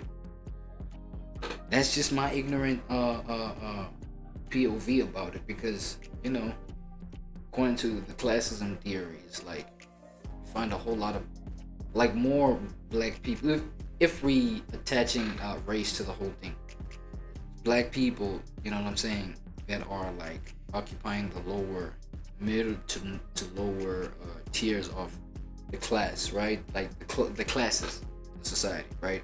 So obviously, you know what I'm saying, where opportunities is least, Feel me? Poverty, blah blah blah. Feel like I'm trading lightly on this because it's like it depends on where in the world you're talking about this, right? But at the same time, DC is in the US, you know what I'm saying? First world. Like more of my experiences and more of my experiences have been like in the third world. You feel me? Third world. I don't know what happens in the second world. I'm talking about like, yeah, in the pits and shit like that. That's how it is. Feel me? So of course, like the black areas are gonna be where they experience a whole lot of these criminal activities, right? Because they are the crime, bro. Like, what are we talking about? As some sort of reason to not have that is absolutely ridiculous, especially considering she's an affluent black woman who's sitting on MSNBC. Now, when it comes to the situation with Washington, D.C. and the National Guard, it seems as though it's going to be a temporary situation. If that at all changes, I guess we'll get back to it and talk about it again. But you know what's going to happen in this temporary situation? What? We're going to see a change in numbers. Either the crime is going to go up, it's going to stay the same, or it's going to go down. And then we'll have something to look at when it comes to the effectiveness of this practice. But we can see that the practice didn't just pop up out of nowhere. The city has been dealing with a rampant crime issue. Citizens have been screaming from the rooftops, wanting somebody to do something about this, wanting a little bit of law and order in their backyards, and now they're getting it. And hopefully it is for the betterment of Washington, D.C. And if it's not, you go back to the drawing board. Now I can see again as But I mean, you know, politicians and things like this, bro, are always notorious for things like making these promises, bro, of like, yo, you know, we have to strengthen this and that and the third, you know what I'm saying, get more, tighten up, you know what I'm saying, the safety of the city and shit like this. And yes, you are right, we're gonna have to wait and see for the delivery, whether the delivery is legit. You feel what I'm saying? Because when it comes to politicians, all of these kind of chats are at the backdrop of like certain agendas that are trying to be pushed and shit like this. So I don't know, man. It's really I ain't heard of the whole situation in DC up until like right now. So shout out Amala opening us up to more of the world and what's going on. You know what I'm saying? Other parts of the world and shit like this. Shout out. Why this nigga look like Fousey, bro? Why this nigga look like Fousey 8 years from now? Let me see. G7 shit. It's the neon. I feel like if Fousey went bald, look like this cat over here. If he went bald and racked up a little bit more weight in the face.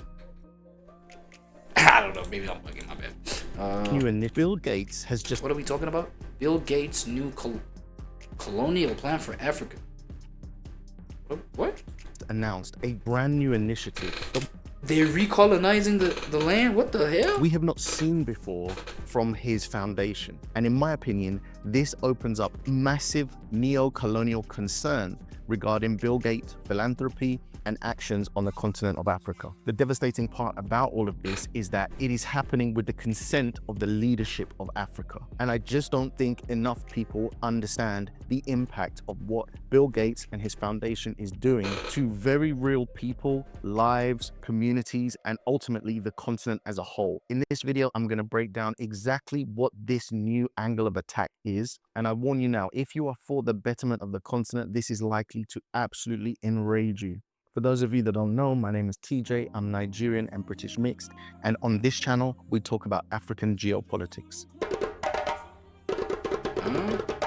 So to set the scene, Bill Gates has a foundation, the Bill and Melinda Gates Foundation, that has a bunch of goals to help the world. And it seeks to provide a bunch of solutions through philanthropy, investment, development, in order to help Africa improve and solve these really difficult problems. So on the surface, many people are duped by this. They think, wow, this is wonderful. This billionaire really has wonderful plans for the globe. He's caring about Africa. Isn't it wonderful? He's investing his money. But when you dig deeper and you see the outcomes, you start to realize that this is anything but a positive thing for the continent of Africa. So far, we've seen him involved in the agriculture sector through GMO crops, vaccinations of animals, and fertilizers.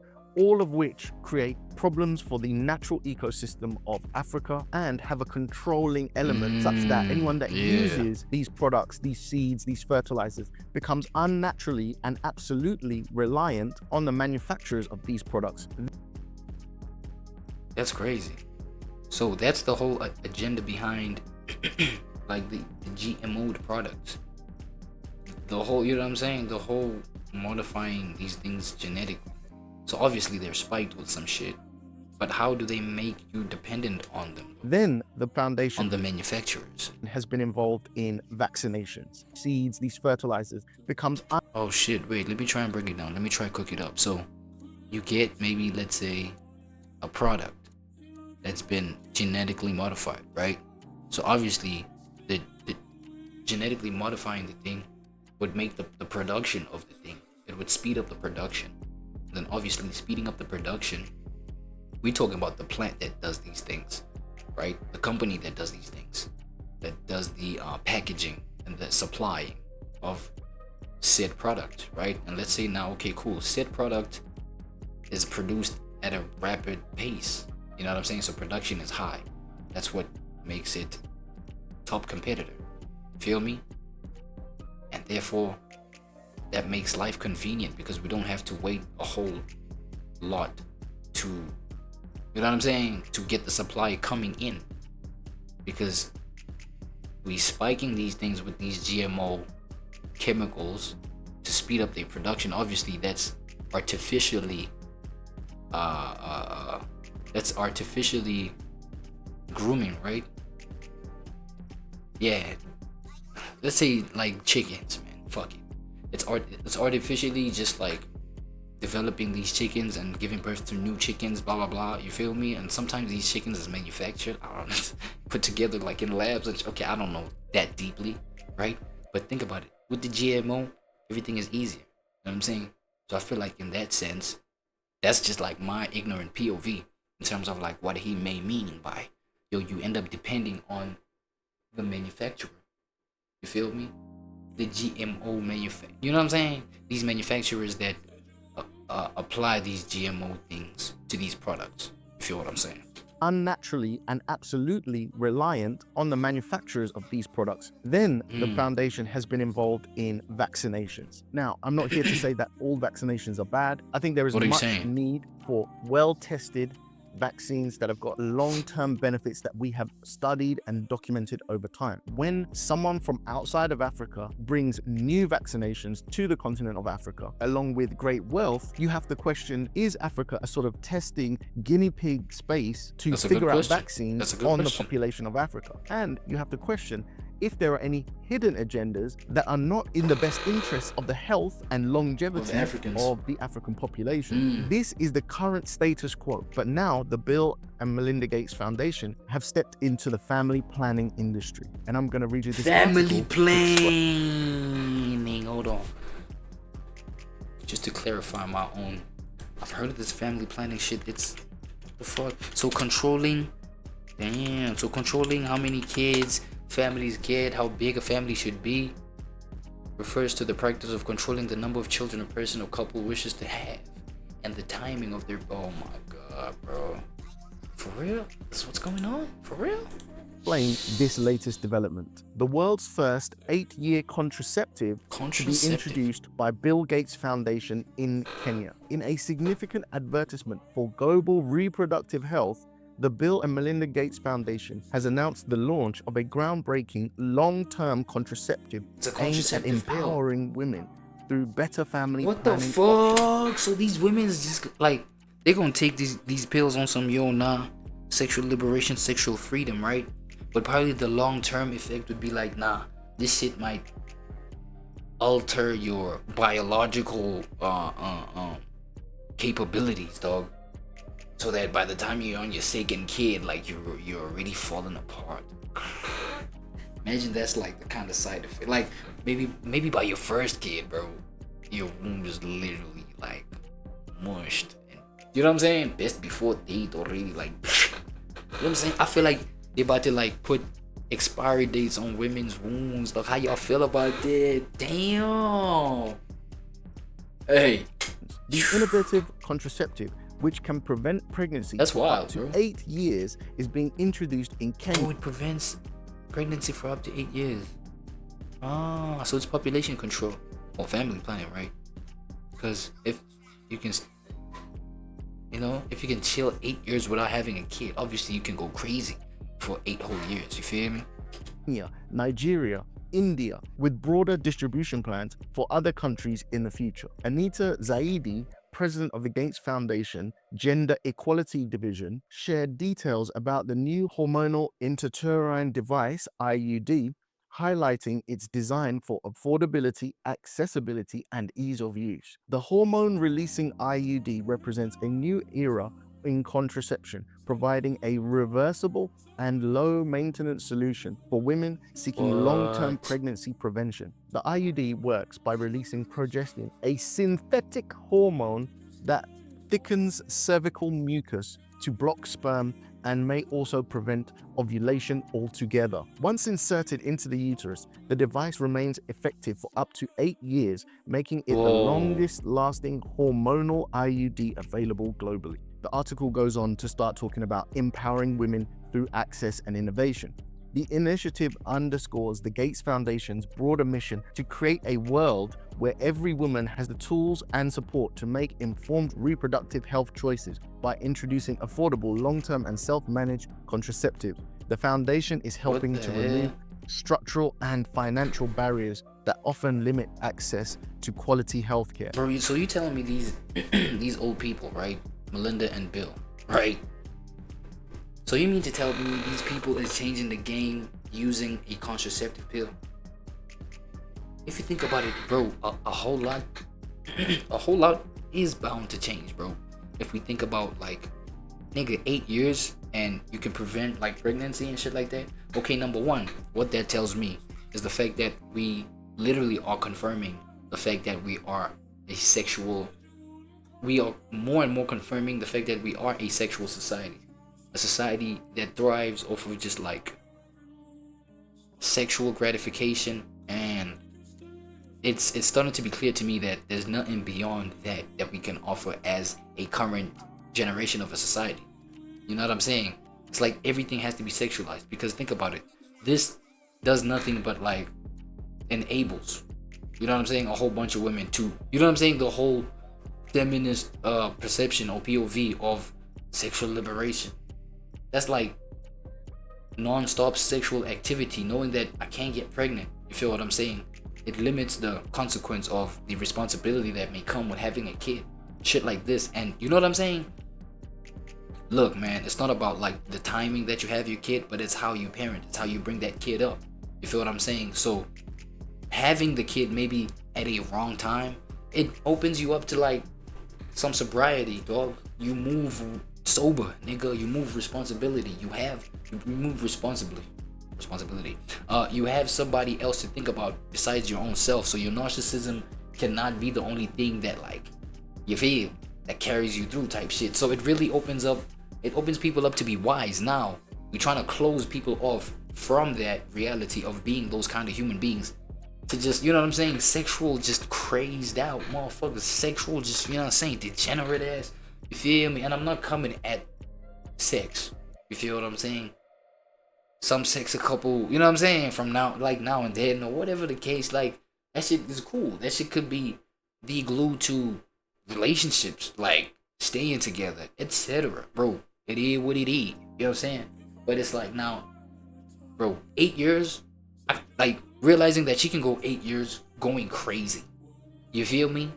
Without worrying about, bro, you don't even have to wear no condom. Like, you don't even have to, you feel me? We still gonna be straight.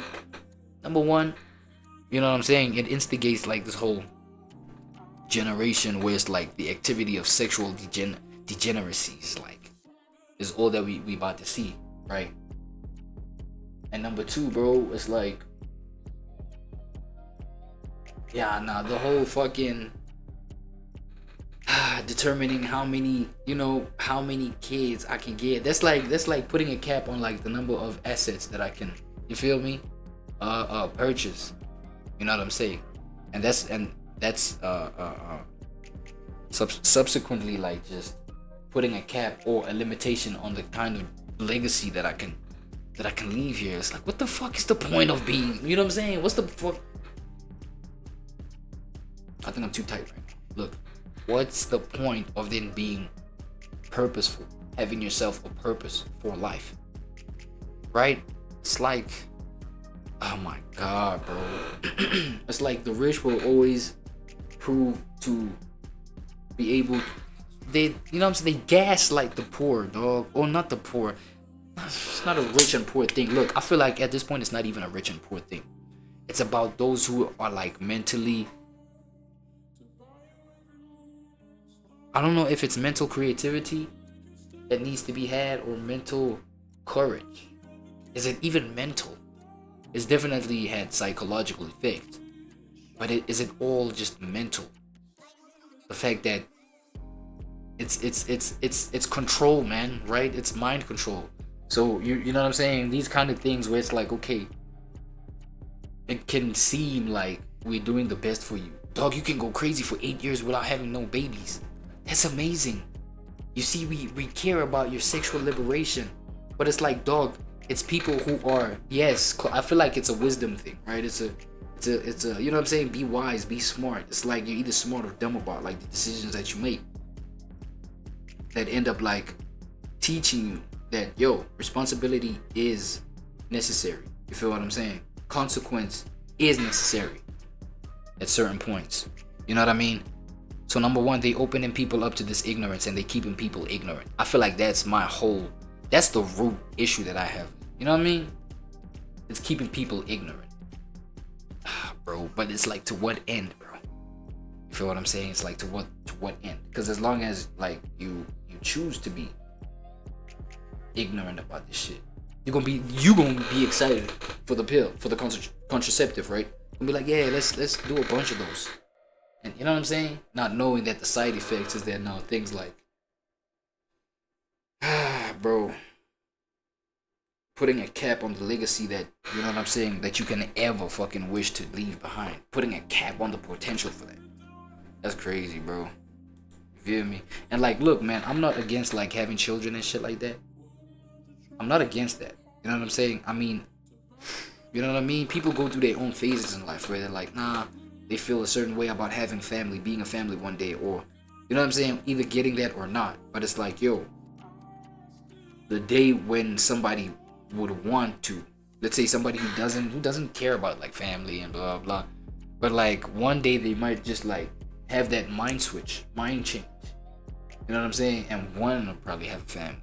Of which, okay, I guess I am talking out of personal experience at this point. I might just change my mind, be like, you know what, I want to, and I might want 18 children. I'm not gonna lie, I may just want 24 on me, nigga. You know what I'm saying? So I was like, nah, bro, you can only like just, you feel me? Probably another side effect might be like, you can only just like have 2 kids. And as Kenya and other countries begin to implement these new family planning options, millions of women stand to benefit from gender reproductive autonomy, contributing to improved health outcomes, economic stability, and gender equality across communities. Notice how everything about this IUD is put under the banner of saving, freedom, gender equality, all positive and wonderful sounding things. Yeah, that's but crazy. The devil is in the detail. Where was this IUD tested? If it can last 8 years, was it tested for 8 years with over 1,000 people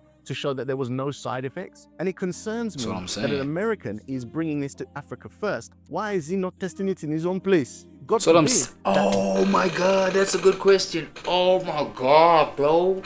Talk, this nigga. would have any negative long-term effects. While it's being touted as some type of freedom for women, what will it do to females' hormones for 8 years that are having their natural cycles tampered with in this? So the IUD is the contraceptive, right? IUD contraceptive? Is that what it is? Wait, IUD contraceptive? IUD contraceptive? Is that the contraceptive?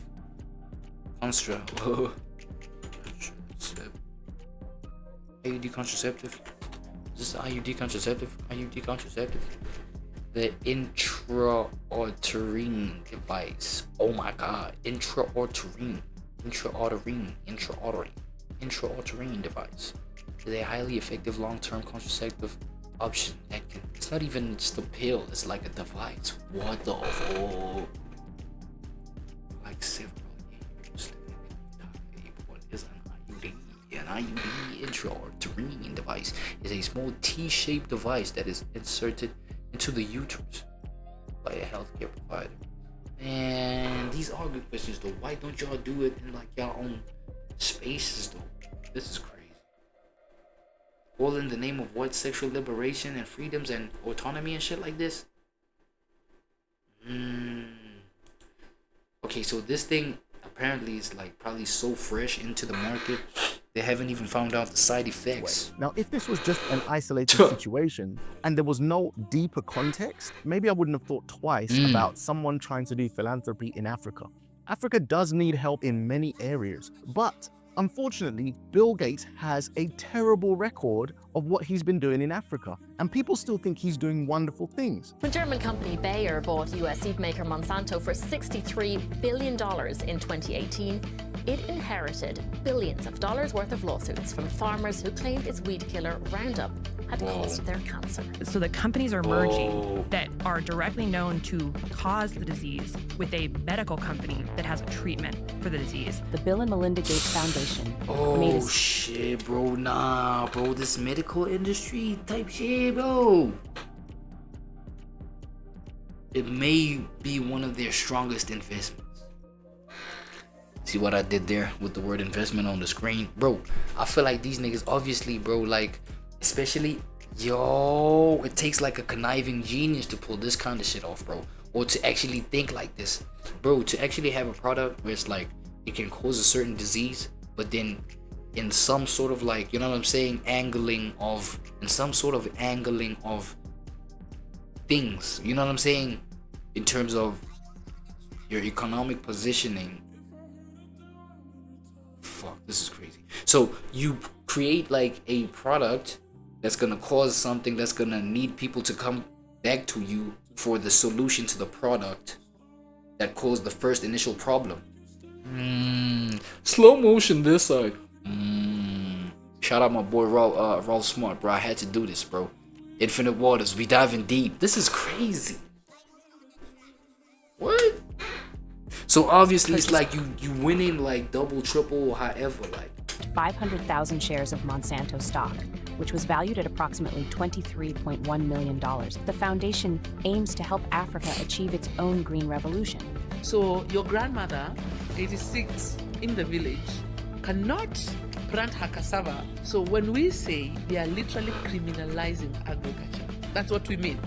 So like if you do agriculture the normal way we did it, it's actually a criminal offense. This effort includes investing in genetically modified crops, such as GMO rice, to improve crop yields and resilience.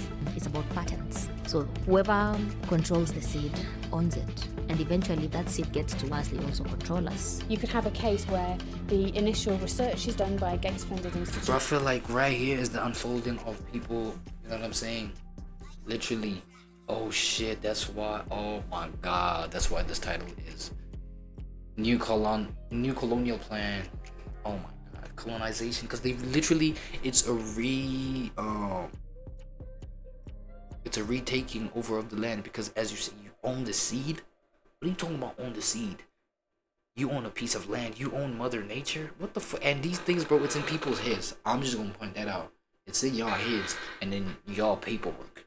And that's where it's gonna end. But, and you know what I'm saying? I feel like these kind of human beings better hope that people don't wake up to the fact that, yo, these things are only agreed upon on you know what I'm saying, paper. You know what I'm saying? They only agreed upon like on paper and signed off on and shit like this because of theoretically. You know what I'm saying? I feel like once the human psyche, bro, is it the psyche? No, the human being, the whole entire being moves down to the chakra of, I don't know. I don't know if I'm about to make sense, but yo, you feel me? If you know, you know, yo. I feel like, you know what I'm saying, the consciousness of collectivity, once it moves down to a place where it's like, bro, black shit that's like agreed upon on black and white is not everything, bro. You feel what I'm saying? The fact that there's a map that draws out the fact that this is my land and that's yours, and because of this I'm American and you're British. What the fuck, nigga? I'll fucking get on that land if I want to. Well, stop my body then, nigga. You feel me? Of course, if it's a subjective thing that goes on like that, they'll fucking shoot me down if I'm just one man. Imagine a whole slew of a whole country coming to your land on some nigga. Fuck that. We just woke up and we realized, this is Mother Nature, bro. We all fucking, we can walk across anything and just like come chill. Fuck all y'all papers and theoreticals and all of that. You know what I'm saying? We go across whatever seas to go to the other lands, nigga. We gonna occupy some shit. You know what I'm saying? I feel like, bro, a little bit of animalism. Be animalistic a little bit, bro. Push boundaries a little bit. I feel like, you know what I'm saying? Because right now everybody's just caught up. How the fuck do you own the sea, bro? God, get out of here. The media reporting on how well that research was conducted is a Gates-funded journalist from a media program, and then the program is implemented more widely by a Gates-funded NGO. Not only does he have the power to roll out his agricultural programs, his vaccine programs, and now his reproductive programs, but he has the power to control the media that puts this stuff out, essentially creating his own positive propaganda. That's so crazy. That the people back in the West will accept what he's doing as wonderful, and it will be swallowed and accepted by the African continent. And the troubling part is the length by which he goes to enforce this stuff. We're talking about a system that is linked to banking, the IMF, and the debts of African countries. For example, a country like Kenya, which for the last year plus have been experiencing riots due to the tax hikes justified by the debt packages that they have got themselves into with the IMF and the World Bank, are one of the biggest recipients of these Bill and Melinda Gates Foundation. Now, the connection between the banks, the debts, and Bill and Melinda Gates is that whenever a country has debt restructuring, which is a big part of why all of these riots were sparked in the first place, Kenya couldn't meet its debt obligations. The IMF and the World Bank negotiate restructuring with companies like Monsanto Bayer. When those deals are negotiated, they say, okay, part of your restructuring deal is that you now must play ball with Bayer Monsanto. You must sell your products to them. You must use their seeds. You must use their GMO products. You must implement laws. And indeed, we've seen laws in Kenya regarding the compulsory use of some of these agricultural practices. Compulsory. Never mind the historical. See, now obviously when he goes iron fist on everybody and start doubling down on some, yo, you cannot even register to be, I don't know, a working citizen. You know what I'm saying? If you don't got XYZ that I own and that I told your whole rest of your whole people to have in order to like function in this land of mine that I now newly own. What the fuck, bro? This dependent system. The GMO seeds that are now becoming mandatory in a place like Kenya only produce once. They are infertile. Whereas the historical seeds, the natural seeds that have made Africa's ecosystem what it is today, they can be used and produce a plant and a fruit, and then those seeds can be used again and again, creating a sustainable cycle that can be used over and over again without the farmer having to buy seeds every single time. AI seeds. Not to mention things like injecting animals with vaccines. AI seeds. Things that are injected in the animals. Artificial intelligence is making its way to like plant life, bro. Vegetation. That's crazy. Passes over to the humans. So tell me, why should we trust this IUD reproductive thing? Something that is going to be injected into the daughters of Africa. Something that is going to mess with their hormones for 8 years. Yeah, bro. Something that's gonna that I've yet to see any long-term safety studies about, and something that is being rolled out in the African community first, not in Europe, not in America, where Bill and Melinda Gates are from, but in the continent of Africa. Now, the next thing I want to talk about is somewhat conspiratorial. When you're dealing with reproduction, you're dealing with potentially taking action to control populations, to control the way communities and countries reproduce. You see, Africa is on a demographic boom right now. The population of Africa is going to be 25% of the globe if we continue at these levels by 2050. It is the only continent where populations are still rising. Now, one might say that those in the West that have shown the history of wanting to control the continent of Africa may have an agenda to curb this type of growth. That's just surface level speculation. Of course, I don't know if that's definitely the case, but it's suspect to me, particularly based off what we've seen already from Bill and Melinda Gates.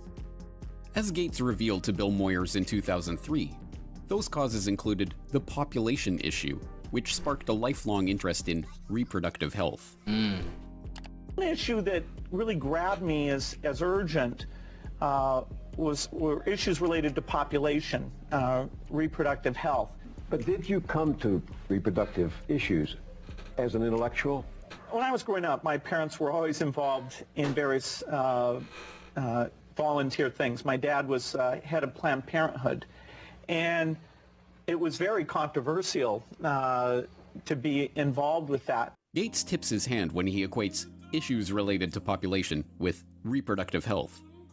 The topic is particularly controversial because population control and reproductive health have been used for half a century as a euphemism for eugenics, the discredited pseudoscience that holds that certain families are fit to be leaders of society by virtue of their superior genes.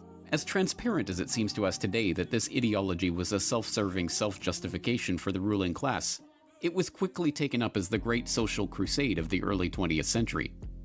From Teddy Roosevelt to H.G. Wells to Julian Huxley to Winston Churchill, there was widespread support for the eugenicist notion that society must strive to make sure that the rich and well-born breed as much as possible, and the poor... I just want to find out what eugenics is, bro. Shit.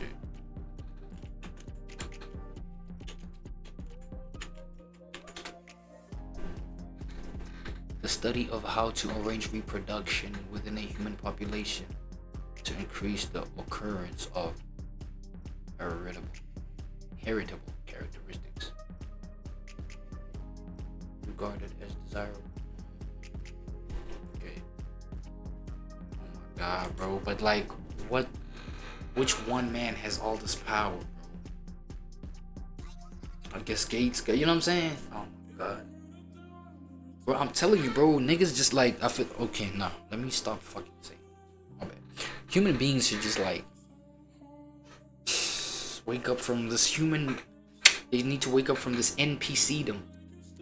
You know, being NPCs, like, but fuck, bro. Psychology is one powerful thing to fuck up, bro. The human psychology, the human mind is one terrible thing to waste. The human psychology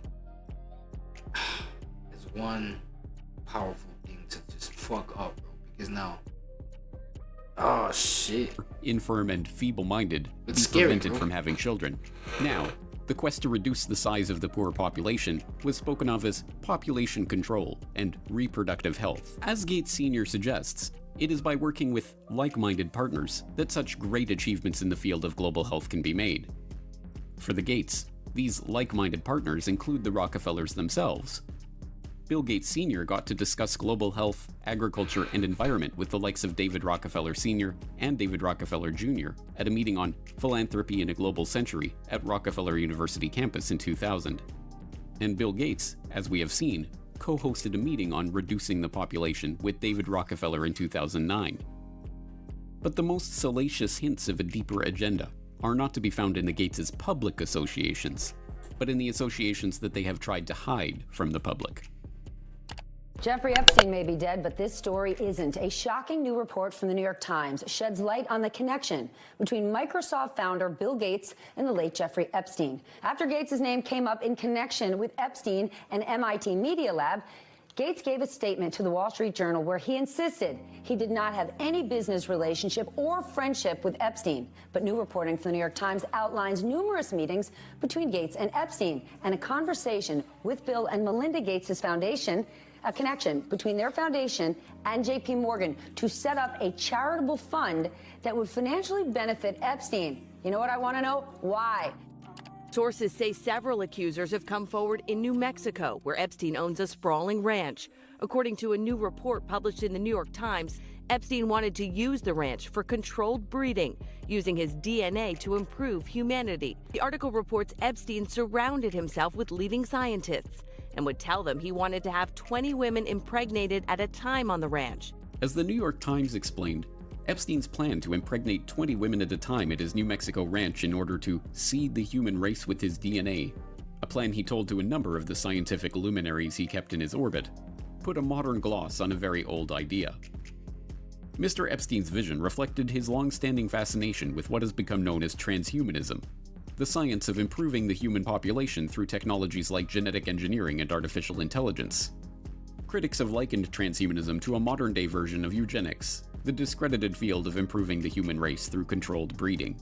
Now you might say, hey, we do have issues with family planning on the continent of Africa, and I would agree with you, but the answer is not injecting hormonal stuff in women's bodies. In my opinion, the answer is building the educational base, the knowledge base of the people. In my opinion, it's creating a better environment in general for the population to educate itself, rise economically, and have self-actualization. That is the answer to many of Africans' problems. It's not a quick fix, it's not going to happen overnight, but it is a sustainable, safe, and healthy method by which we are going to improve the continent of Africa. Africa has to stop its dependency on the West, because when they control you and they create this dependency, they can implement all sorts of things that may or may not be for the best interest of the people. It is a playbook we've seen time and time again, and it's about time this all stopped. We have to make sure that the leadership in Africa does not just bend over to the desires of people that are willing to throw money their way. You know, not all money is good money. Not all quick solutions are good long-term solutions. There are secondary and tertiary effects, and the way that we are now playing God, trying to switch off the natural processes of a female's reproductive system for almost a decade, is just not something that I am ready to trust yet. Let me know what you guys think in the comments. Is this something you're ready to trust? Your opinions are really valuable to me, and I really appreciate all of the support that people give me in the comments section. If you have nothing to write in there, would it be too much for me to ask you to write "Say No to Bill" in the comments section? It just lets me know that you watched the video to the end, you support the message, you like the channel, and you want me to continue. Thank you so much for watching this video today, and I'll catch you in the next one. Peace.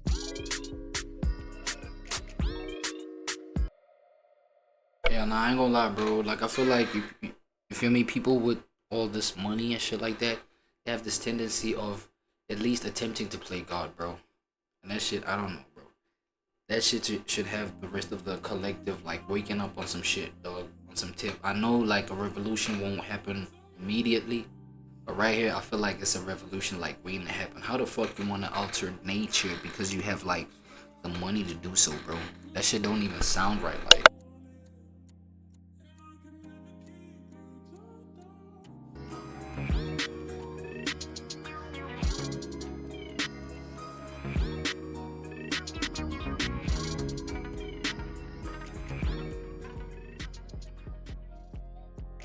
Real drama, real issues in front of real people bullying. This is The Carey Show. I'm Carey, and welcome to The Carey Show, where I exploit underprivileged communities for your entertainment. Our guest today is a single father who believes the woman that left him on red is the mother of his one-year-old son. Everybody, welcome Little Daddy. Thank you so much, Mr. Carey. My grandmama a big fan of your show. Thank you, little father. I'm a bigger fan of deadbeat daddies. Now let's get into it. So you're telling me you brought a woman on here to see if she your child's mother? Yes, sir, that is correct. You do understand that we usually test the men, correct? See, and that's what's wrong with society nowadays. Y'all so busy testing all the men's. Meanwhile, it's women's out here who got kids they don't even know about. A woman would know if she gave birth or not. Hey, you let that man cook! Shut up! You making history today, Carey. I mean, I guess. Somebody pull up a picture of this baby. Oh, look at that. That's my little son right there. That's my little baby. Oh, he handsome. Say goo-goo. Say goo-goo.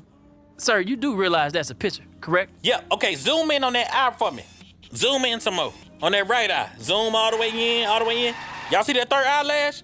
His mama got that same eyelash. You don't think these two look alike? Take that yam off your face! Let's see what Denise has to say about this. Come on out, Denise. Oh, what the hell is going on? Fuck you too. Denise, can you explain to us why you don't want to be in your son's life? I don't even know who this man is. So you don't know who I am, Denise? I'm dead for real. Mother. I don't know who you are. The only reason I came here is for my $250. Well, I hope that money is going towards our... Whoa, how many packs is there? Whoa, what? Denise, boy, hold on. 2, 4, 6, 8, 10, 12. 12 packs plus the fucking chest. Come on, Denise. What you doing to that man, bro? Our son. What son? Man, see, she ain't never cared, man. We were struggling, begging, selling feet pics. She missed my baby first words, which was, "Mama, let daddy please borrow your car." She had me and my 1-year-old in the street eating cigarettes. What? Can I get a hug? Don't touch me. See, I told y'all she never cared about us. Huh? Are you done? Oh, okay. In the case of Little Daddy's 1-year-old son, Denise? Not the mother.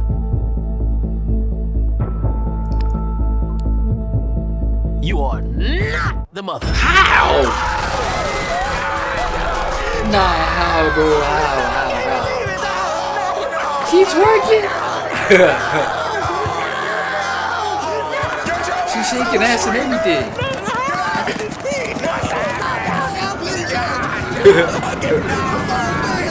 All right, guys, that's it. Tune in next week where we'll have the man who invented the nay-nay. I bet so much money on this.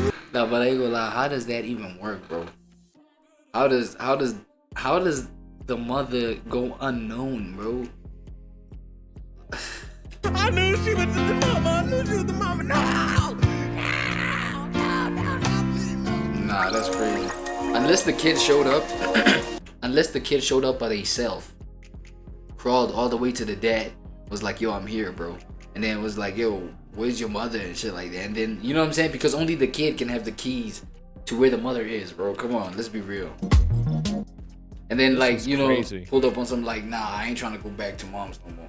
Well, who is your mother, son? Nah, forget about it, pops. You know what I'm saying? Man, come on, man. Jubilee posted a video titled... Then now you get Denise with the 22 packs. Whoa, bro, Denise gonna break your bones, nigga. This was crazy, bro. Jubilee Facts. posted a video titled "One Black Radical versus 20 Black Conservatives," and some of the highlights went giga-viral. I disagree that reparations are necessary. I think the most important thing that's necessary right now for the Black community would be the stopping of violence, especially Black-on-Black violence. I don't see how reparations are going to solve anything. For example, we have the Chinese Exclusion Act of 1882. We prevented Chinese people from getting citizenship and even entering the country. We discriminated against them, so yet they have the highest median household income. How is that possible? How come they don't complain and feel entitled consistently to beg for reparations and beg for this when they are killing each other 90% of the time? The rate that Black people kill each other, according to the FBI. Oh, young man, I'm not sure where your education came from, but they lied to you. Stats don't lie. She like, nope, fake, nope. Statistics lie all the time. So let's start there. If you're gonna start your argument on stats don't lie, you've already lost the argument. They lie. They lie all the time. Comparing Chinese people who are immigrants that made a choice to come to the United States and comparing the continued effort. Talking about stats, right? I ain't gonna lie, bro. Here's a stat that fucks me up, bro. You know the whole saying, there's 7 billion people on Earth, or there's 8 billion people on Earth, bro. How do people quantify that? That's a stat that fucked me up, and that's a stat that might just make me look at what Amanda Seales just said right now. Excuse me, what she just said, and like be like, yeah, bro, stats might just be something airy-fairy, because 8 billion people on Earth, and it's like every time somebody references the total number of people there are on Earth, it's like it's this 8 billion number, right? So it's like, yo, every day people get born, my nigga. Feel what I'm saying?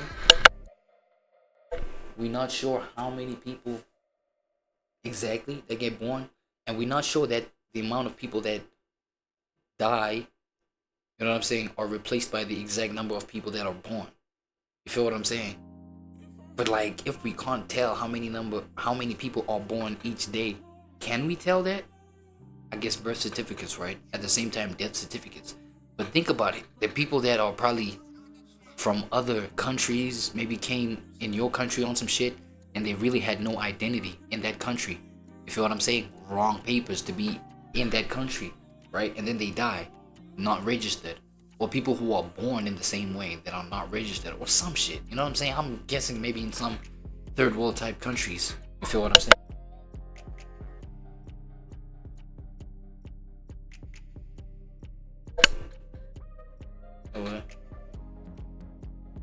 You feel me? So yeah, in some third world countries, probably that's what's going on and shit like that. You feel me? So now, how does that number always stay at 8 billion? You feel what I'm saying? And how many adults, bro? How many adults are there in society that go on to have kids? Yes, there are probably adults that have the abortions, blah, blah, like their pregnancies don't go all the way to like birth, right? But like these kind of numbers, surely they have to be fluctuating. You know what I'm saying? Because right now I can be like, maybe we're talking about something, right? And I'd be like, yeah, you know, with the number of people, the total number of people, 8 billion people on Earth, and you gonna want to eat my dick. You know what I'm saying? Like some example of some shit. And it's like, but then since there's the number of people that are born today, you feel me? Even next week, I might say the same example. 8 billion people on Earth, and you want to da-da-da. You know what I'm saying? It's like, surely it has to fluctuate. And not just by a little, by probably billions. You know what I'm saying? At least maybe a billion kind of difference. Maybe half a billion difference. That surely just significantly changes the, you know what I'm saying, the fluctuation of the number. I'm just saying. You feel what I'm saying? I do. You know what I mean? I'm just, that's a thought I had. And I had this thought like today, bro. So that's why I'm like, yo, stats though? Can we 100% trust statistics? Of Black people to ground themselves in a nation that continues to make impediments for them to show and live and exist in their true citizenship is a false equivalency. I don't believe that happens at all. What? No one here is in. Are you acting right now? Do you really believe I'm telling this? the truth. There's no. This is what happens when Twitter meets reality. Are you acting right now? Do you really believe I'm telling this? the truth. There's no systemic racism that I've experienced here in America. What system is racist? Why should I think that the white man is the oppressor when Black men are more likely to kill me? Oh my God, this is scary. You need to think about me as your mama. Do not talk to me in that fashion. So let's check that now. Okay. It's crazy to me. It's like, this is the kind of way that you would talk to somebody on the internet, but whenever it actually comes into like a public conversation, you realize how obnoxious and patronizing and self-defeating this type of rhetoric is. No, your sources are not, you're not able to cite your sources. In New Please York. go sit down. Yeah, that's the truth. It's you not can the try to truth. avoid it. It's not the truth. It's not the truth. Nothing you say is actually the truth. You're not even a Black American. He tries to be respectful and listen to other people's perspectives. With people like her, you can't do that. We had a Black president, just in case you didn't know. And we Oh, had yeah. a Black vice Donald president. Trump. I mean, I think she was Black. They said she was Black. I don't know. And you know who voted for that Black man? White people. I refuse to embrace a victim mentality because that's not what our grandparents and Harriet Tubman and those people fought for. Do not Equal bring up opportunity. Harriet Tubman's name in vain. Harriet Tubman was literally saving her family and others from slavery. Yeah. You know who helped her? White people. Man, fucking got him. No, you know who helped her? God. She goes, no, no. And People who benefit from white supremacy. So people who helped Harriet Tubman to rescue slaves did it because they benefited from white supremacy. God damn, bro, you gotta put your brain in the microwave to figure that one out. Black culture is toxic. And let's get on the fact that there's no fathers So in white the Black culture home. is Let's stop. talk about that. No. And this is the thing is like, this guy is completely equipped to handle her in a way that the previous guy, he was too reasonable. This guy's dealt with bitches. This is a debate or some shit? People still sell their own people today too, by I don't the know way. if I'm gonna last. We're selling our own people today I don't know too. if I'm gonna you last. You probably won't last with me. I won't because your ignorance is so overwhelming. She go, no. That's crazy. That's crazy, see? That's crazy. Oh boy. Politicians at work. Politicians playing. Politicians in the playground. The fuck?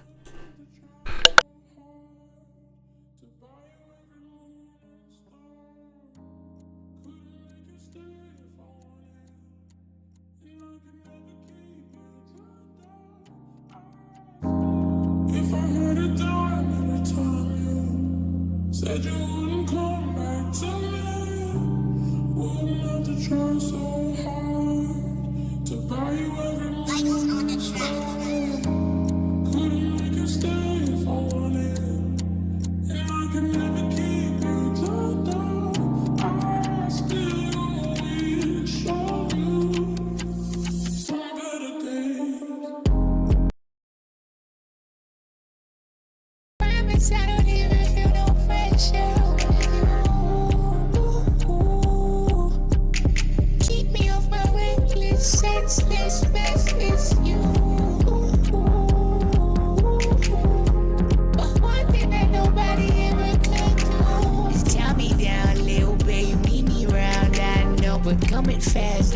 slow. Whoa. Hey, been love, reaching from up above. Tell me so, do I really need the one? I need someone to know I don't need just one. I'm in my bag, you can't tell me down, down, down, down. Love, reaching from up above, above, above, down. So, do I really need the one, one, down, someone to know that I'm in my bag? It's late. If I had a dime every time you said you wouldn't come back to me, wouldn't have to try so hard to buy you every moon and star. Couldn't make you stay if I wanted, and I could never keep you tied down. I still wish on you. I remember you saying to me, I should never be played with. I'm still on my day shift, trying to outgrow these phases. Everything we said, girl, we said when we was naked. Cross my heart, hope to die. I promise I'm faithful. Your love and some rainbows, but tie me down, you can't though. Tie me down, you can't. No. Hey, been love, reaching from up above. Tell me so, do I really need the one? I need someone to know I don't need just one. I'm in my bag, you can't tie me down, down, down, down. Love, reaching from up above, above, above, down. So, do I really need the one, down, someone to know that I'm in my bag?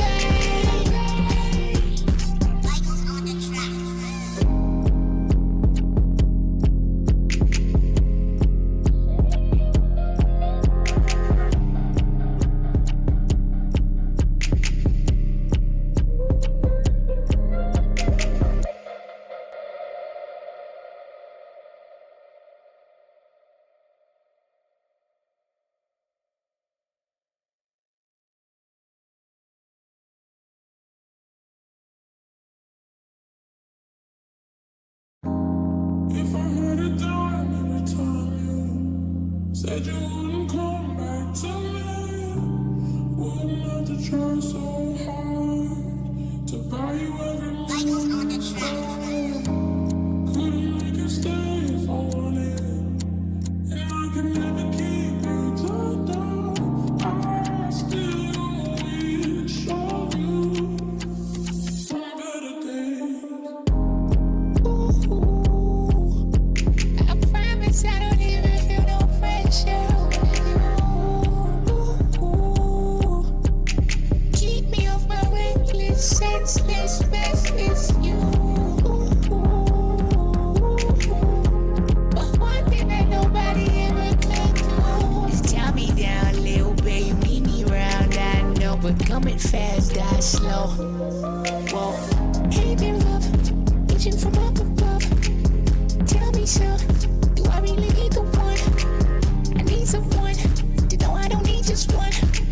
I'm in my bag, you can't tie me down, down, down, down. Love, reaching from up above, above, above, down. So, do I really need the one, down, someone to know that I'm in my bag? It's late. If I had a dime every time you said you wouldn't come back to me, wouldn't have to try so hard to buy you every moon and star. Couldn't make you stay if I wanted, and I could never keep you tied down. I still wish on you.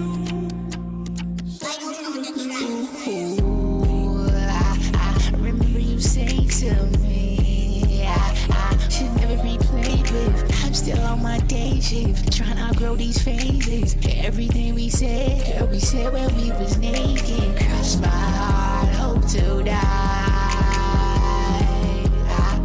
I promise I'm faithful. Your love and some rainbows, but tie me down, you can't though. Tie me down, you can't. No. Hey, been love, reaching from up above. Tell me so, do I really need the one? I need someone to know I don't need just one. I'm in my tie me down.